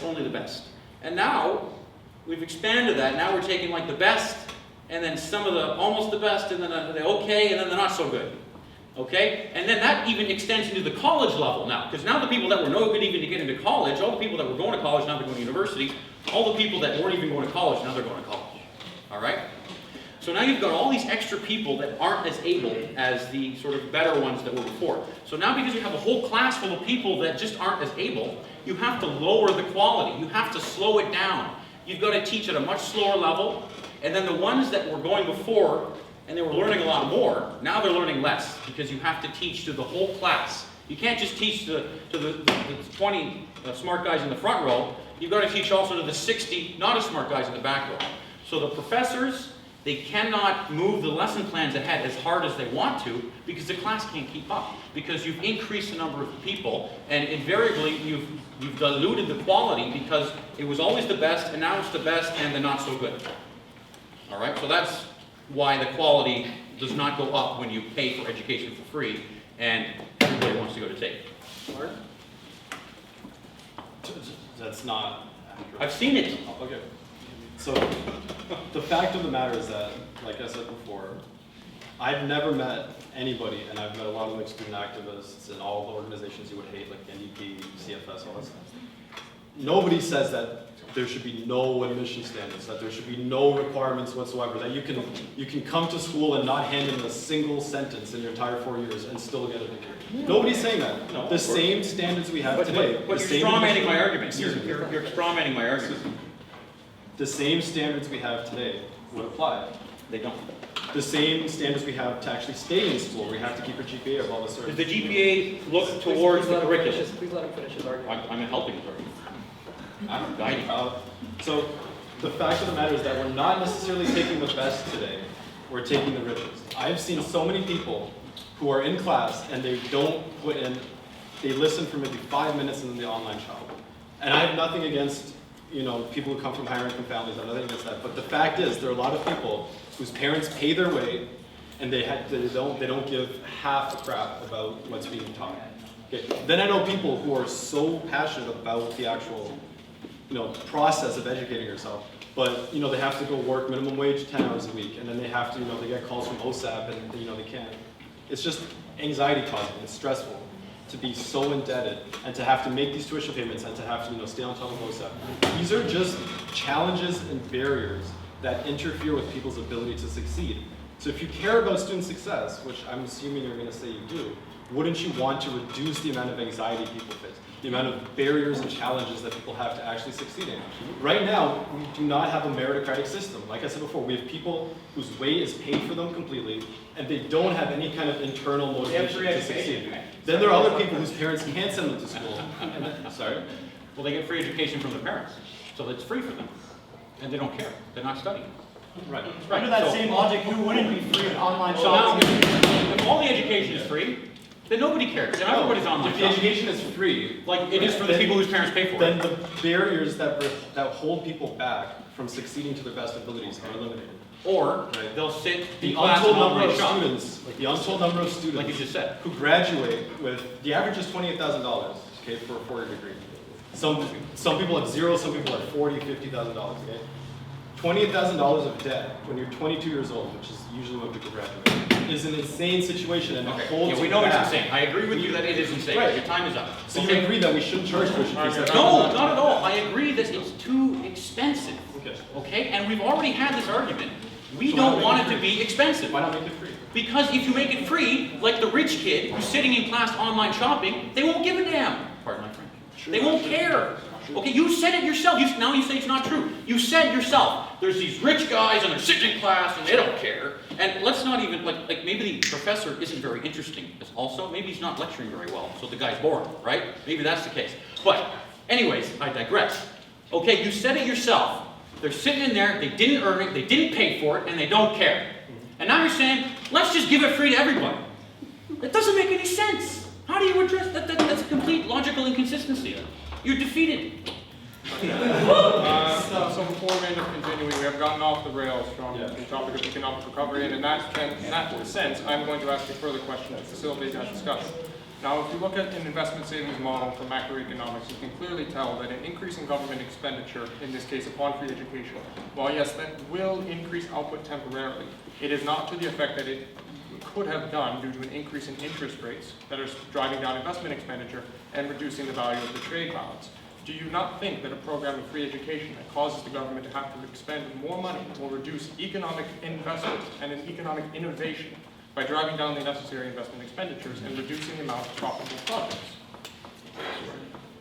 So there are a whole bunch of ways that the government can raise revenue to fund this. The Ontario budget is $133 billion. Okay, and when you split the cost of tuition fees between federal and provincial, sorry, We're borrowing most of that money, right? sure. $18 billion to borrow. Okay, well, we could talk for 10 hours about the Ontario budget. But the fact remains that there's a split responsibility between the federal government making transfer payments to help the provinces with the cost. And the provincial government also has an obligation, in my opinion, to make sure that there's equal and fair access to education, right? In a $133 billion budget, okay, to spend less than $10 billion to eliminate tuition fees, okay, is easily doable. There are all kinds of just recouping the illegal tax evasion that's happening in the Cayman Islands and the Bahamas. There's $60 billion in the Bahamas alone, okay? If the government literally just enforced tax law and actually made that money come back to Canada, the taxes alone on that would be the necessary money from the federal government to the province, okay? If we end corporate welfare, which, you know, the three of you say that you also hate, that would be enough to fund free education. We shouldn't. We should not end corporate welfare. No, we shouldn't fund free education. This is a completely different argument. So- right, so we're going back and forth. Let me go ahead and continue. Sure. So, to answer your question, the amount of money that's required to eliminate tuition fees it's not insignificant, but it's absolutely doable, okay? Tiny increases in corporate tax rates, a financial transactions tax of 0.5% would raise billions of dollars for public coffers, okay? Like I said, bringing money that is being illegally sheltered from taxes in other countries back into the country, just enforcing the laws, that would raise billions of dollars in revenue. So, again, there are all kinds of ways to pay for it. Easily doable, obviously justifiable. Yeah, we understand that. Yeah, we understand. But when you make it free, no one cares, and this is the whole point. It's overconsumption. This is the whole point. You said it yourself. When the rich kids don't Yeah, pay, so they I don't said that pay. I've seen So why would we make it free? People, they're not paying anything, so they're obviously going to take advantage of it and be online shopping, like you just There's no said. incentive to work hard. Like you said. There's no incentive. And then you talk about, all right, the solution is to raise corporate taxes. Now all of a sudden, corporations, they're not going to be able to, especially small businesses, when you raise corporate taxes, they're not going to be able to hire as many people. There'll be less jobs. Then you talk about the money, it's going into the government. It's a malinvestment. The government, instead of keeping the money in the private sector, now all this money is tied up in the public sector for students that don't care about tied their up education. education. So I mean, you kind of put yourself in a hole there when you got proven wrong on the fact that rich kids don't care about their education, like you said. They're on their smartphones. So why would we make it free for everybody? Why would we? I said that I've seen examples. And you keep coming back to this argument that yeah, there's money. If we cut here, we only cut here, we'd be able to pay for it. Yeah, we agree. The math is there. You can find the money, but we shouldn't do it. That's the whole argument. So you're going around in circles here. We're saying yeah, the math is there. It's feasible to do it, but it'll ruin the system. It'll ruin the quality. It'll inflate the degrees. No one's going to care. That's the whole argument here. You're just missing the whole point. You're missing the complete whole point of the debate. You're talking in circles. So the point of the debate. Sorry, Mark has been wanting to speak for a while. Please go ahead, Mark. Well, I think you guys are contradicting yourselves a little bit. That, well, this is what you're saying, right? Again, on the one hand, you're saying that as the situation currently rests, where people are paying exorbitant prices for education, drowning in debt, that people are still flowing in, studying liberal arts, going into the workplace and not getting a job. But they pay for education. Right? So your argument would run that because they're being punished for that, or because they're not finding jobs, so you say, then they naturally, owing to your logic, wouldn't be pursuing those degrees. But they still are. Right? The fact of the matter is that the reason people pursue education is not just because of how much it costs, because they're passionate about something, and because they want to get a job, right? You want to talk about innovation? Innovation was brought up earlier. The drivers of innovation are not the billionaires, right? The drivers of innovation are scientists. Scientists. And when's the last time you heard of someone going into the sciences, discovering new forms of explaining the world around us, developing new technologies, new innovations, simply because they wanted to make billions? It's ridiculous, right? Maybe a few, but most people pursue the sciences because they love science. That's the fact of the matter. You want to talk about innovation for the billionaires? You have to remember, a few years ago, one of the highest grossing firms in all of Canada was a pharmaceutical company called Valiant. What did they do? What did they do? They purchased drugs that were already developed, purchased the patents of the drug in the United States. They jacked up the prices, and they cut investment in research and development. Which is actually another point. Is that part of the reason people aren't finding jobs and this so-called skills gap existed is because the businesses aren't funding on-the-job training anymore. This is another thing. He's going to cut his time. It's 2 minutes there. We can get the last word in for this topic. And I agree, they're not training people. Okay, let's talk about pharmaceuticals for a second, okay? So let's say, what was that one? Diaprim. That was the one with that jerk store guy. Martin Shkreli, okay? So there was that cancer, AIDS drug, right? It was the AIDS drug. And he's like, well, I'm the only one that can sell this, so it goes from $5 to put it up to $700. Why is he the only one that can sell that? Why is he the only one? Because if some other company, like from India, that wants to sell it for like 3 cents, they try to come into the American market, they will be prevented from selling that drug. Not by Martin Shkreli, but by the US government. Or by the Canadian government. Because the government, okay, which has all the force, is using it to the benefit of these companies, oftentimes to the detriment of the people. And we are in full agreement that that is wrong, okay? That is not capitalism. How do you fix it? How do you fix it? You reduce the size of government and you reduce the legislation. But the You reduce the corporations laws. Sorry, Marcos. All right, well, I'm happy to, but the corporations what? The corporations don't want that. No, they don't, So and we we have to do fight fight them. We have to fight them, but we How? have to fight them with suits, not Weezer shirts. We have to go there, and we have to show up and look professional, and make the argument. Make the argument, this is wrong, and this is not something that is good for us as a people, okay? And We have have you to had fight. success at that? We have to, well, I have, not yet. Have they been convinced Sorry, about Marcos, it? please Not let yet. Brian finish his. That's all Why right. not? I'm perfect. Why not? Why not? Yeah. Well, have you had success? No. Oh, yeah. Sorry, can we Okay. please let Brian finish? Okay, so, how much time do we have? 30 seconds. I've totally derailed my train of thought. It's all over the place now. Yeah, whatever, I'll let it go. Go ahead. Government Yeah. That's going to be the end of this topic. We are now moving into the questions that had been sent to us via the audience. We have quite a bit to get through. Hopefully we can get through them all. Excuse me, guys, can we also ask questions from just the general audience after? If you want to, but we will get to the ones that were sent to us. Yeah, They we took the time have to send quite it a to us. bit, and we told them to do it ahead of time. So our first question is from Lucas Clark. So it's the side against free education. Your natural rights argument is the foundation of capitalism and private property. It creates a social triangle where people on the bottom have less access compared to the people at the top. Is this system created by natural rights fair? Can you ignore the ethical concerns of fairness? If not, do a perspective switch. If you are suffering from student loans and a lack of education, would you want free secondary education and by any means necessary? So let's keep it 3 minutes per response just so we can get through each question. Okay. I'll give you a tap at 2, and then 2 No taps at 3. problem. Okay, so first off, there's a quote by Scott Adams. Scott Adams writes to Dilbert. He also does a blog. It's really good. You should read it. And he says that fairness is for children and idiots. Life is not fair.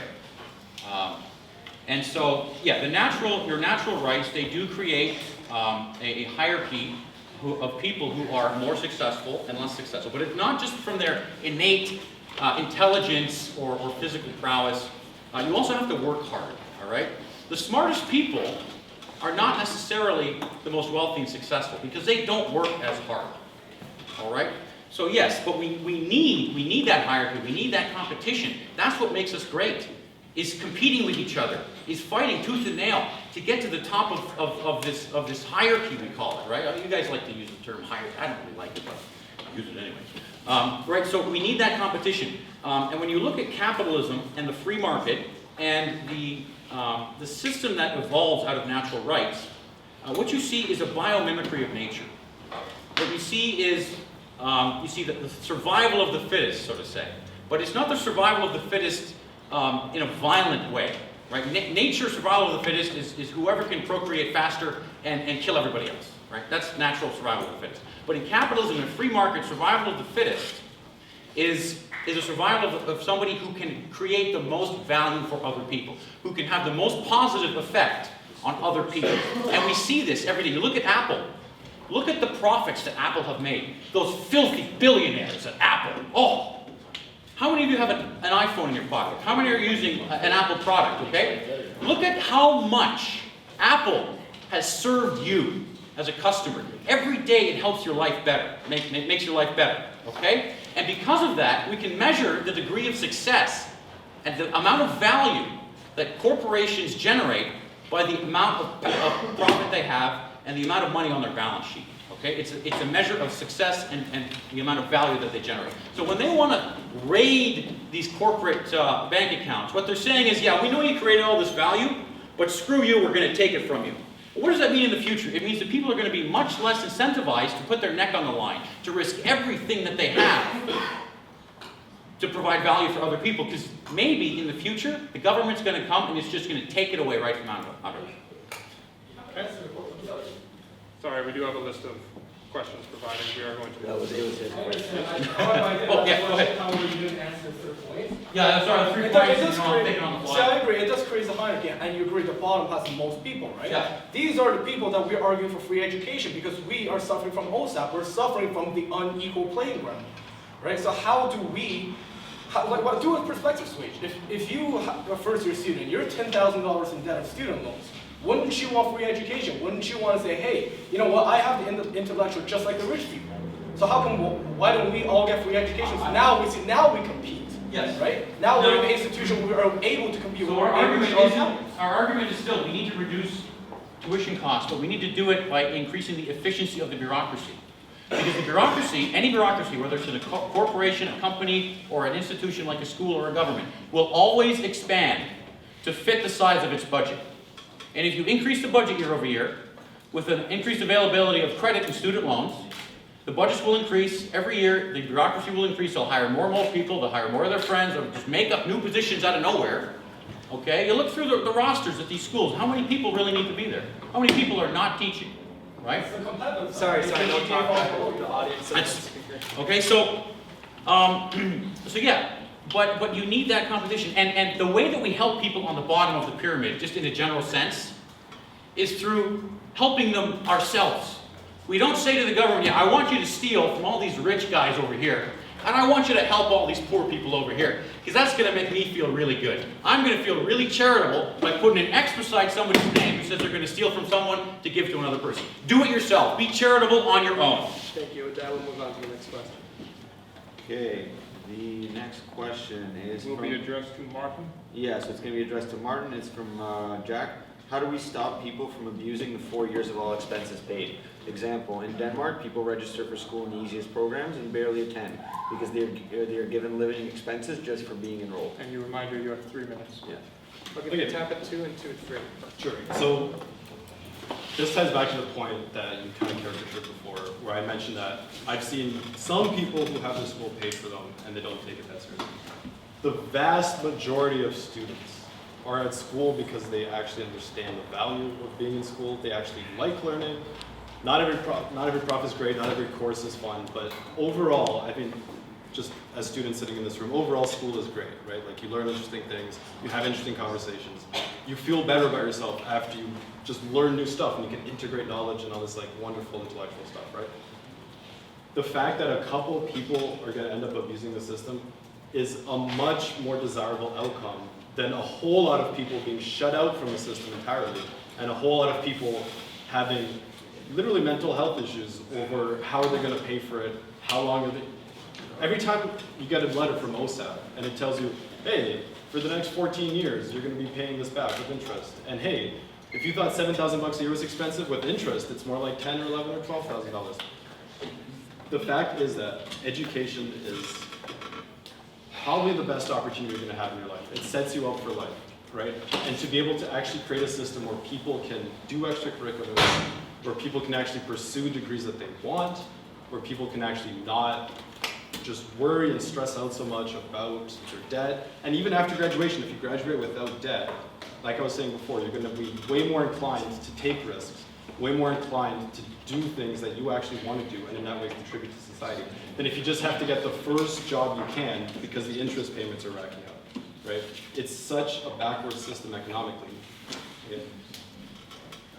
So it's sure there are going to be a tiny number of people who abuse it, right? There are going to be a tiny number of people who actually go and just screw off during class and don't take it seriously.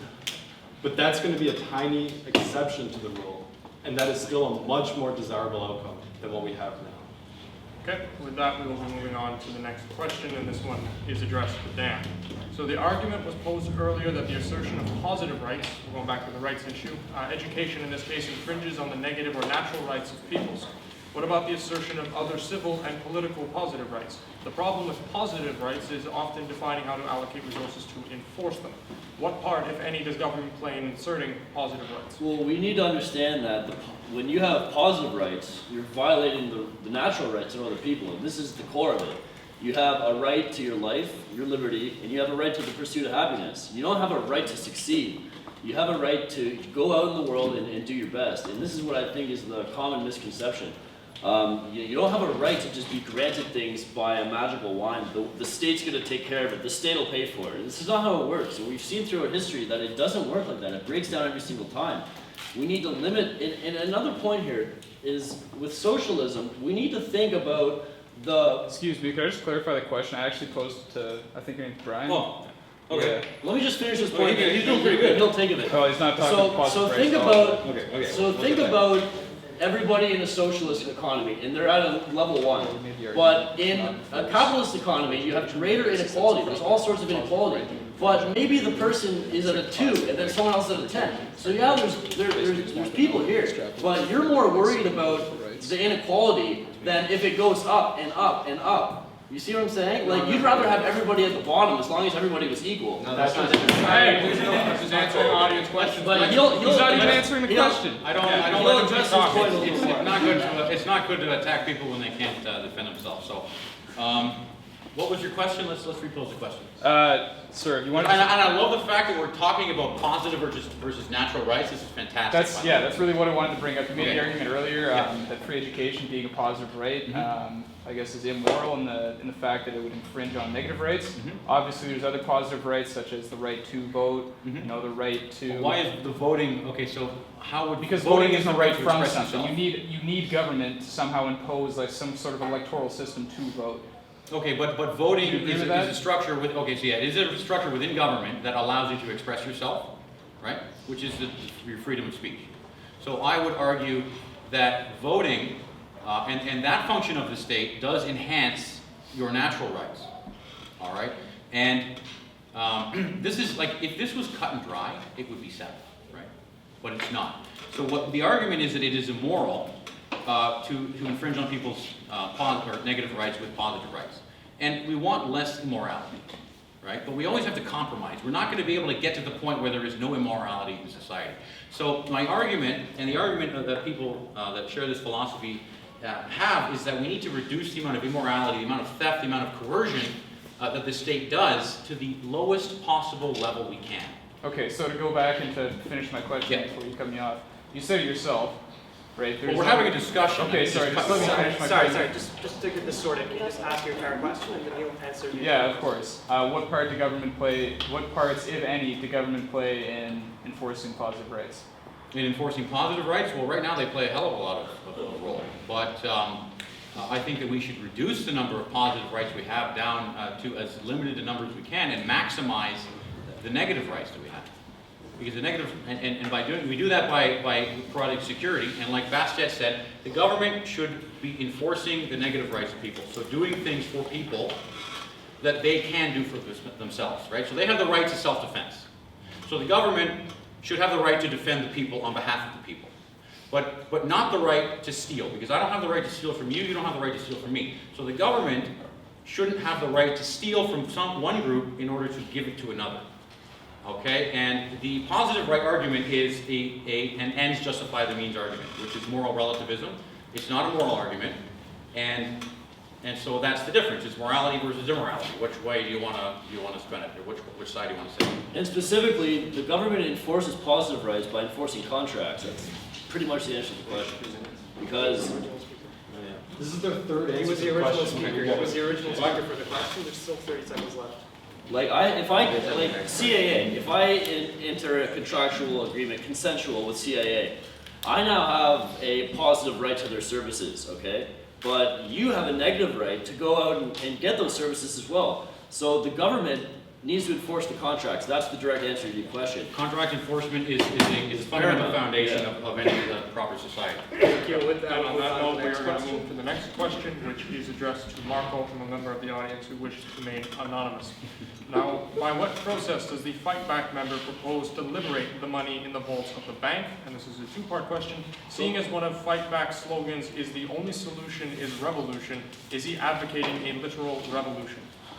What we're saying is that this value, this $700 billion we talk about, these billions of dollars granted in corporate subsidies, in tax cuts, and things like that, they're sitting in vaults, offshores, where no one can touch them, that aren't being productively invested.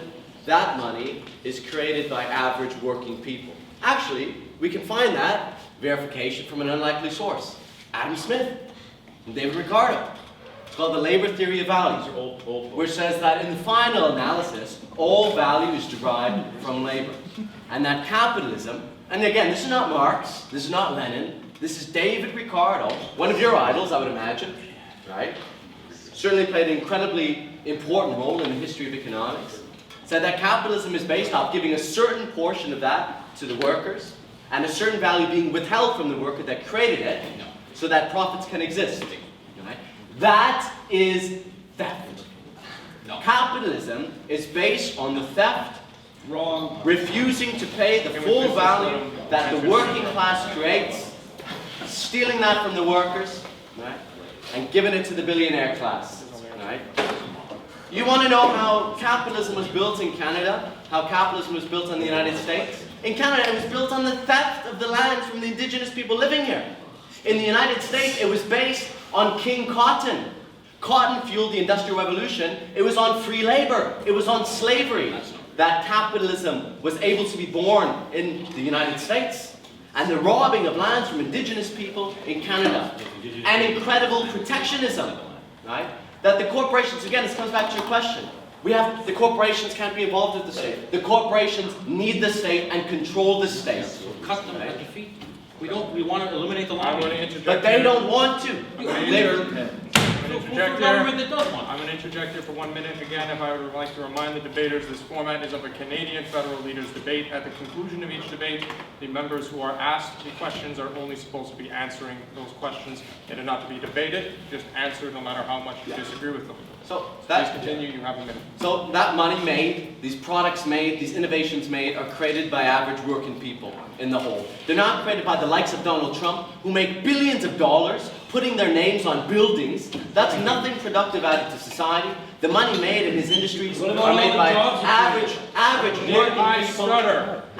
working people paid poverty wages by this man that help these businesses, these hotels, these casinos run. They're not made by Donald Trump, spends his days on private jets and yachts. It's made by average working people paid poverty wages. So what we're saying is that, yes, capitalism is based on theft. That's value. These big corporations are created by average working people. They should be democratically controlled. Who employs these people?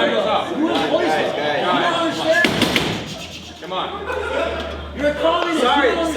Sorry. We moved on to the next question. Okay, guys, next question. So this is for the Against Free Education side from Daniela.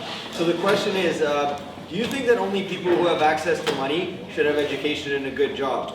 Do you think that people who have no access to money and therefore education should not have a chance to come out of the lower income bracket? And he's also asking, what other ways do you think you could affect degree inflation? So maybe make programs harder or do something to filter out? Like, what are your proposals for that? Okay. Access to education can be had through financial institutions that will loan money. All right? There are also charities that will provide for the education if you have the merit. Now, the tuition fees, and we'll get back to this again, the tuition fees are too high. And they are too high because we have allowed the government and the education system to inflate the costs through the loan system and through the expansion of bureaucracy. Wrong. Well, that's not wrong. Wrong. Right? You can't nice try. Okay? So access to money, right? If you have a worthy cause, if you're going to go to school and you're going to school to get an education that will increase your earnings potential, the bank will give you a loan and they will charge you interest. But they know that when you get out of school, you will now have the increased earnings potential. You have invested in yourself. So that investment will pay off and you can pay the loan back. And that is how it used to work if you didn't have money. You had access because you had access through financial institutions that were scrupulous over who was loaning the money. Now they're not scrupulous. They don't care what you're taking. You can take whatever you want, regardless of whether it's going to help your income in the future. And this is predatory lending. This is the government engaging in predatory lending practices with the most vulnerable people that cannot afford it. If they're not going to school for something that is going to increase their human capital and increase their earnings potential, if they're wasting their time, like we see so often, right? We see so many people that have these degrees and they've spent so much money, there's so much debt, and they can't pay them back because they don't have the skills that the market demands. Why did the market fix it? Sorry, please let it finish. No, the market could fix it if you got the government out of the way, because the government, thank you for asking that question, the government is the one that's perverting the market by giving people access to education that is not relevant, that does not increase their earnings potential. So now they're out, and they have no job, and they have a pile of debt they can't pay off because they don't have the skills they need to pay off. All right, so what was the rest of the question? I'm sorry. What were other ways that you could affect degree inflation, like maybe having some kind of programs to filter out people who aren't capable? Okay, so there's no incentive to do that, right? The incentive is, let's crank as many people through this university sausage maker as we can. We'll get as much money out of them in these inflated degrees, and we'll continue to grow and expand until we're so huge, that we basically dominate the entire industry. And it's not, yeah, right? And it doesn't, it's not, so there's no incentive. And we need to remove the incentive by getting the money, or getting the incentive back to the students to go to school for only things that will make you money. And it doesn't need to be engineering. I mean, maybe there is a legitimate market demand for people who study fine art. Maybe there's there's an art boom, who knows, right? And you don't discriminate based on science or engineering or medicine or whatever. It's whatever the market says. Okay, no, there's no rebuttals, I'm sorry. We have one question remaining. Trying not to, the last question remaining. Okay. So the last question is from Adam. It's for the free education side. So he's asking if you're aware that in the case of Sweden, compulsory education begins at the age of 7, while in Canada, the age is closer to 3 or 4. That means that those government dollars that they'd be paying for 3 or 4 extra years of education can be allotted to post-secondary education in a country like Sweden. So keeping in mind that in Canada, JK to grade 2 is mandatory, and not everyone must attend post-secondary schooling, why has this not been touched upon in the debate? It is more expensive to send students to school from JK to 4th year of university than from grade 2 to 4th year of university, especially when not everyone is going to university. Any one of you can answer this. Well, the thing is that you can fund both. You can fund both, right? Again, there's enough money in society to fund kindergarten, to fund primary school, to fund high school, and to fund post-secondary education, right? Which are all valuable. Yeah, right into the vaults where the money's not being spent, right? How do you explain that? I could explain it if you like. How do you explain that? They won't invest it, right? The money is there. It's not being put to practical use. Resources are lying idle. Money is lying idle. People are being denied an education. We don't know what kind of skills they possess, the merits they possess. Because what you're saying is that it should only be based on how much. I asked the question, can I clarify, just as the other gentleman did before? But you're not answering the point of how you can compare it to Sweden, Canada to Sweden, when they start later. So if they're starting at 7 years old instead of 4, that's 3 years of schooling that they're not paying for, that Canadian government would be paying for, or is paying for. And then you're asking them to also pay for post-secondary education. So you're not comparing apples to apples here. No, the reality is it's not a zero-sum game. It's not like you have $100 saying and if you spend 10 on JK to grade 2, then you can't spend the rest on that. The whole premise of, at least my position, I think the position of people who advocate for what we do, is that you have to raise more revenue. But you use Sweden as an example to say that we should follow that type of system. It's not the same system. They're starting at 7 years old. You haven't proposed that we start school later. Sorry, just before, is that entirely Yes, question? thank you. I'd like that to be touched upon. So I don't see how kindergarten is relevant to what we're debating. I don't think it's money, that's why. I don't think it costs money. Something you don't understand. I think you think kindergarten In my honest opinion, I don't think much of the debate has really talked about the huge cost, I guess, of post-secondary education. I mean, basically, they agree that it's feasible that the government will be able to institute free post-secondary education, but they just think that it's immoral, and they think that it wouldn't be any benefit to society. The cost, being a little bit higher hasn't been a big deal to anybody, including them. So we're not worried about the actual. Just a little bit. Sorry. Just a little bit. Just a little bit, and again, I would reiterate the cost of free education for countries where they do have free education at the post-secondary level is like 2% per GDP, whereas again in Canada or in the United States it's like 1.9%. The cost isn't that different. So the answer. You have a minute left. A minute left? Yeah. So the answer to your question is education is so fundamental to improving yourself, improving your skill set if you want to use the market context.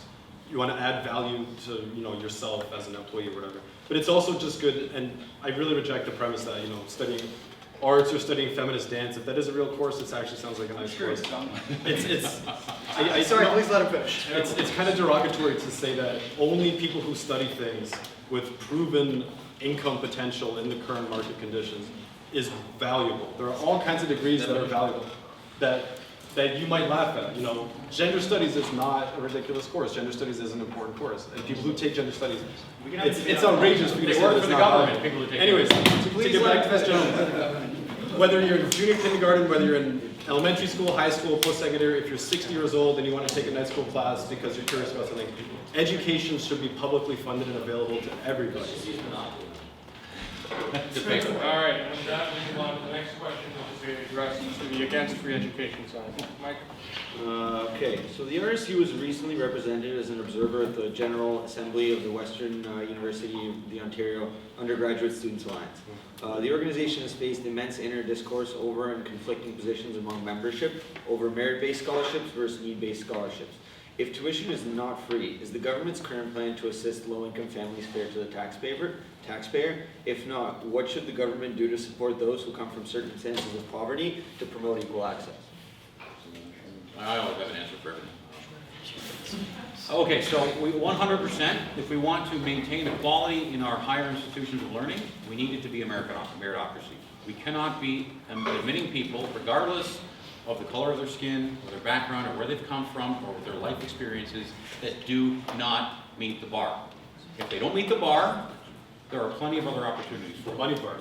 not the money bar, the academic bar, the GPA bar. And thank you, I do love the heckling because it allows me to continue the free flow of thought. So it's not, we have to have a merit-based system. We have to ensure that people that are here deserve to be there, because if they don't deserve to be here, they're going to fall behind. They're not going to do as well. What merit does Paris Sorry, Hilton please have? let it to this time. What merit does Paris? I don't know. Did she go to school? Did Paris Hilton? Who cares if she How went is to that relevant? Sorry, 1 second. I saw- You like the interruption, but that's not part of it. I'm sorry. I love it, but we can't have it. Okay? You know. Paris Hilton. So yeah, well, who cares about Paris Hilton? Did she go to school? Did she? Okay, maybe she did, maybe she didn't. But did she go there based on her merit? If she didn't, she shouldn't have been admitted, because she's taking up the space of someone who has the merit and would benefit from that education more. Maybe I think maybe she's really smart. Who knows? We don't know. Okay? I think we do. You know, we'll see. We'll see. Time will tell. Okay? But yeah, we need to have. It has to be based on merit. Okay, and there are other things for people who don't have the skill level. Okay, people, it's not just like educational intelligence. Some people are really, really good at other things, like they're artists, okay, and there's a huge market for art. There is. You don't need to go to school for art, right? Maybe you need to read a couple of books, but you don't need to pay tuition to read books. You just get books for free, okay? And there are other people like welding, plumbing, all these trades, okay? We're diverting people from skills and trades that actually need people that are looking desperately for people, okay? Carpenters and plumbers and electricians, all these people. And all these people instead, because their parents told them, you gotta go to university. All the good jobs are in university. Well, it's been a paradigm shift because everybody went to university. Now people need to go into the trades. They need to start serving people on a direct level, not sitting at a desk pushing papers. Because that's probably what most of you guys are gonna do when you get out of here, is push papers sitting at a desk. Well, the guy that trained for welding, okay, he's sitting on the top of a building, he's doing something real. He's really building something. He's creating something with his hands. And it's incredibly fascinating to do that. I sat at a desk.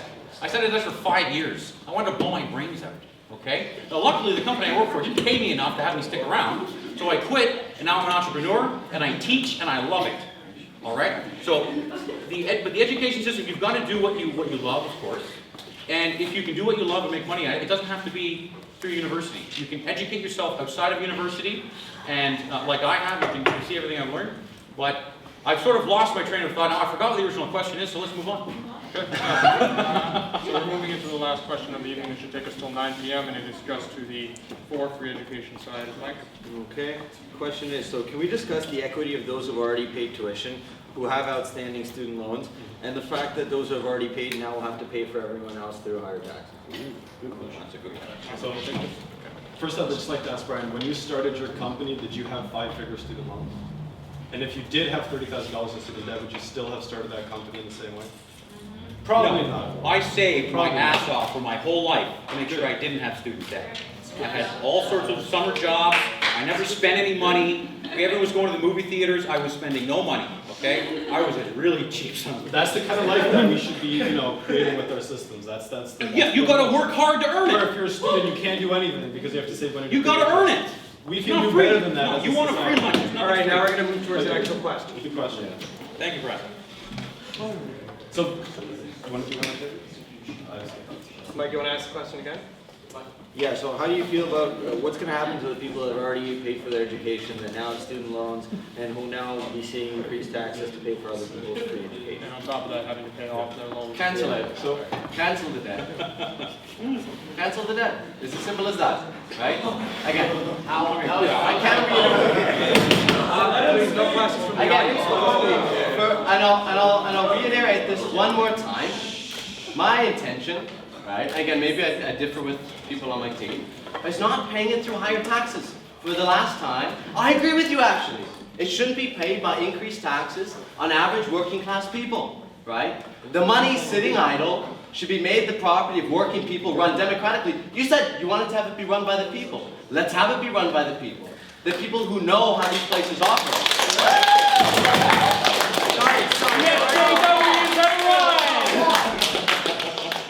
This is the government applause from the audience until the end of the Hey, debate. you guys buy tickets, or did you get tickets, or just show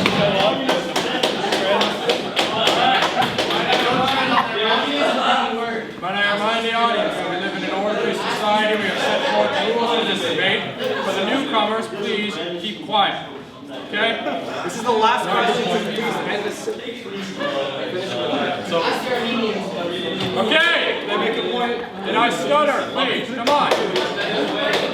This is the last 2 minutes, Martin. Okay. Currently, the Liberal government says that they will not forgive debt. That's not a policy option that they're looking at.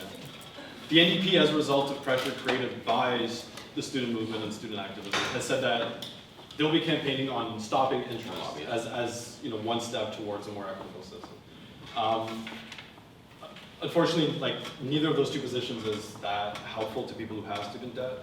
But like Marco was saying, the solution is not to raise taxes on anybody in this room. Nobody in this room, unless there's a secret billionaire, maybe the gentleman over there. Nobody in this room is making enough money to be equitably taxed, to have enough money to the point where we can say, we have a legitimate social need for students to not have to go into massive amounts of debt, for students to not be shut out of education because of the price tag. People who have so much money that literally there are corporations who have excess cash in the hundreds of billions of dollars that they cannot find a purpose for. How can you construct an economic argument that a company, literally the line item says, excess cash reserves, $50 billion.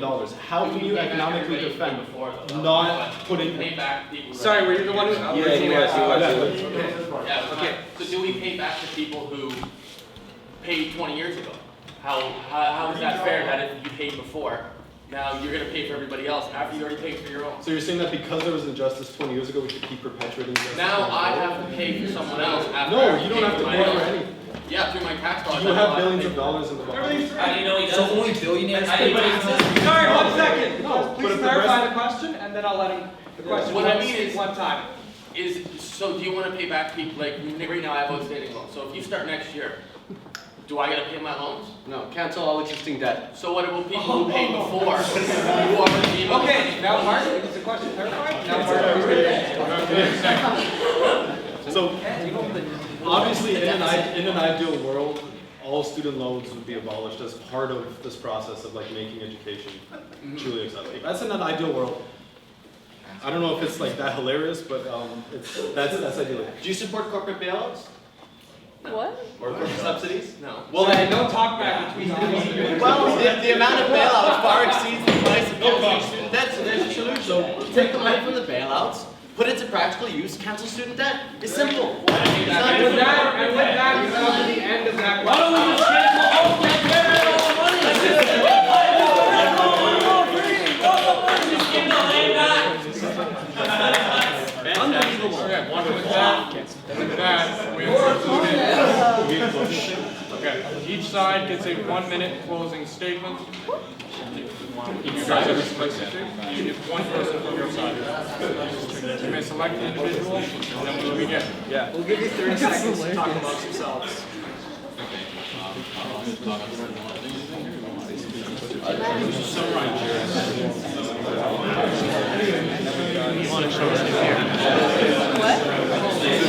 Basically, libertarian, fascist, and some other mentioned socialism. Why was I talking about Armenia?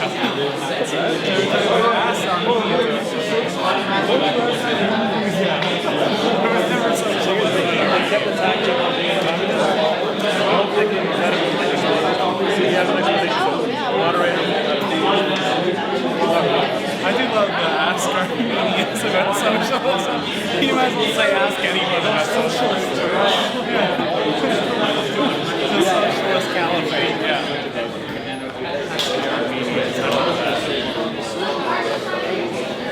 Hey, Marco, ask the Armenians. With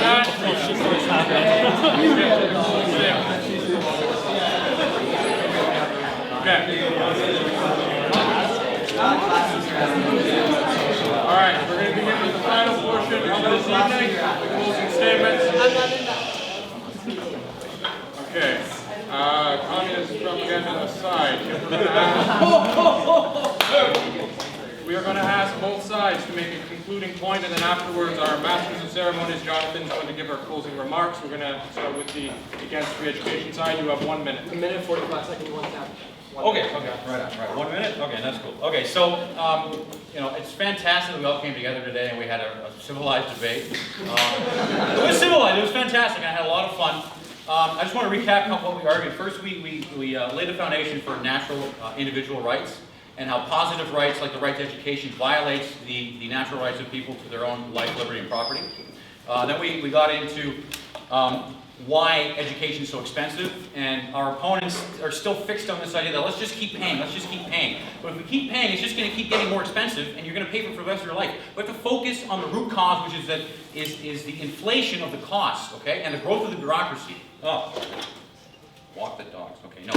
Okay, we have to focus on the bureaucracy, and we have to pressure. You guys should be putting pressure on the administration to lower tuition. We are. Not, well, I don't hear any of it. I just hear you got free tuition, okay? And then have the taxpayer pay for it. That's not it. And then finally, we talked about why it shouldn't be free because it provides negative incentives. And people won't care, like the guys you see that are rich, they don't care that they're there. Okay, there's a negative incentive, that's why it should be free. You gotta earn it.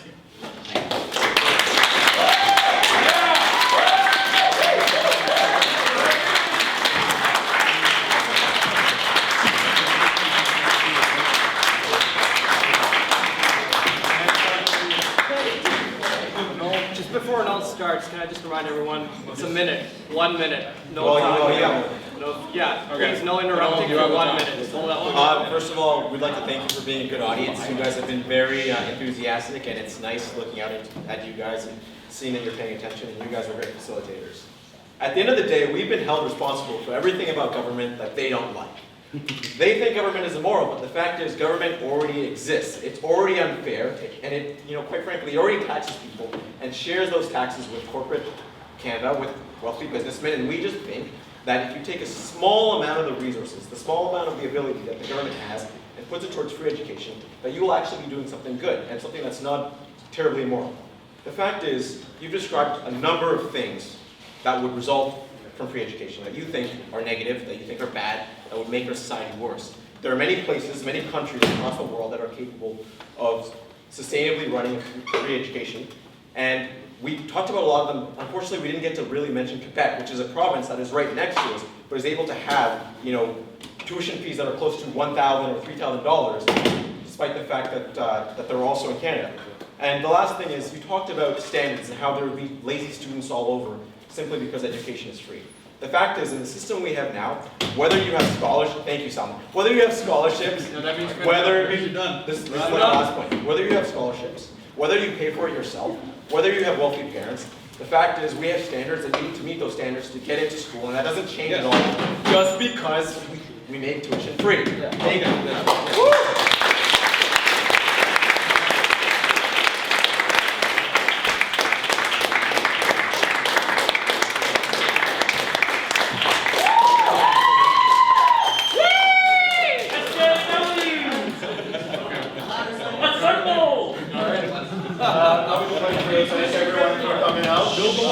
We had great energy. We're going to build an education. Fist fight still afterwards, please, Jonathan. Yeah, I was saying, thanks for coming out. Thank you to all the debaters for coming with some well-prepared arguments, trying to get your point across. Hopefully this was a channel, a much-needed channel to not only express ourselves to each other, but everyone else that was maybe on the fence or just came to see what's what. I do thank you guys for keeping it mostly civil. We had no injuries, so that's great. And thank you, and hopefully we can do this all again. And I think Mike and Ryan would like to give you guys some tokens of appreciation. I have a reading list for anyone who's interested. There's a reading list, many books you can read, they're free education right here. It's all mine land, all of it.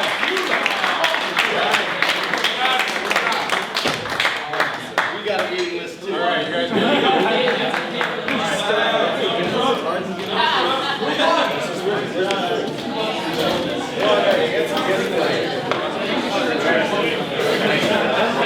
Yeah, we got.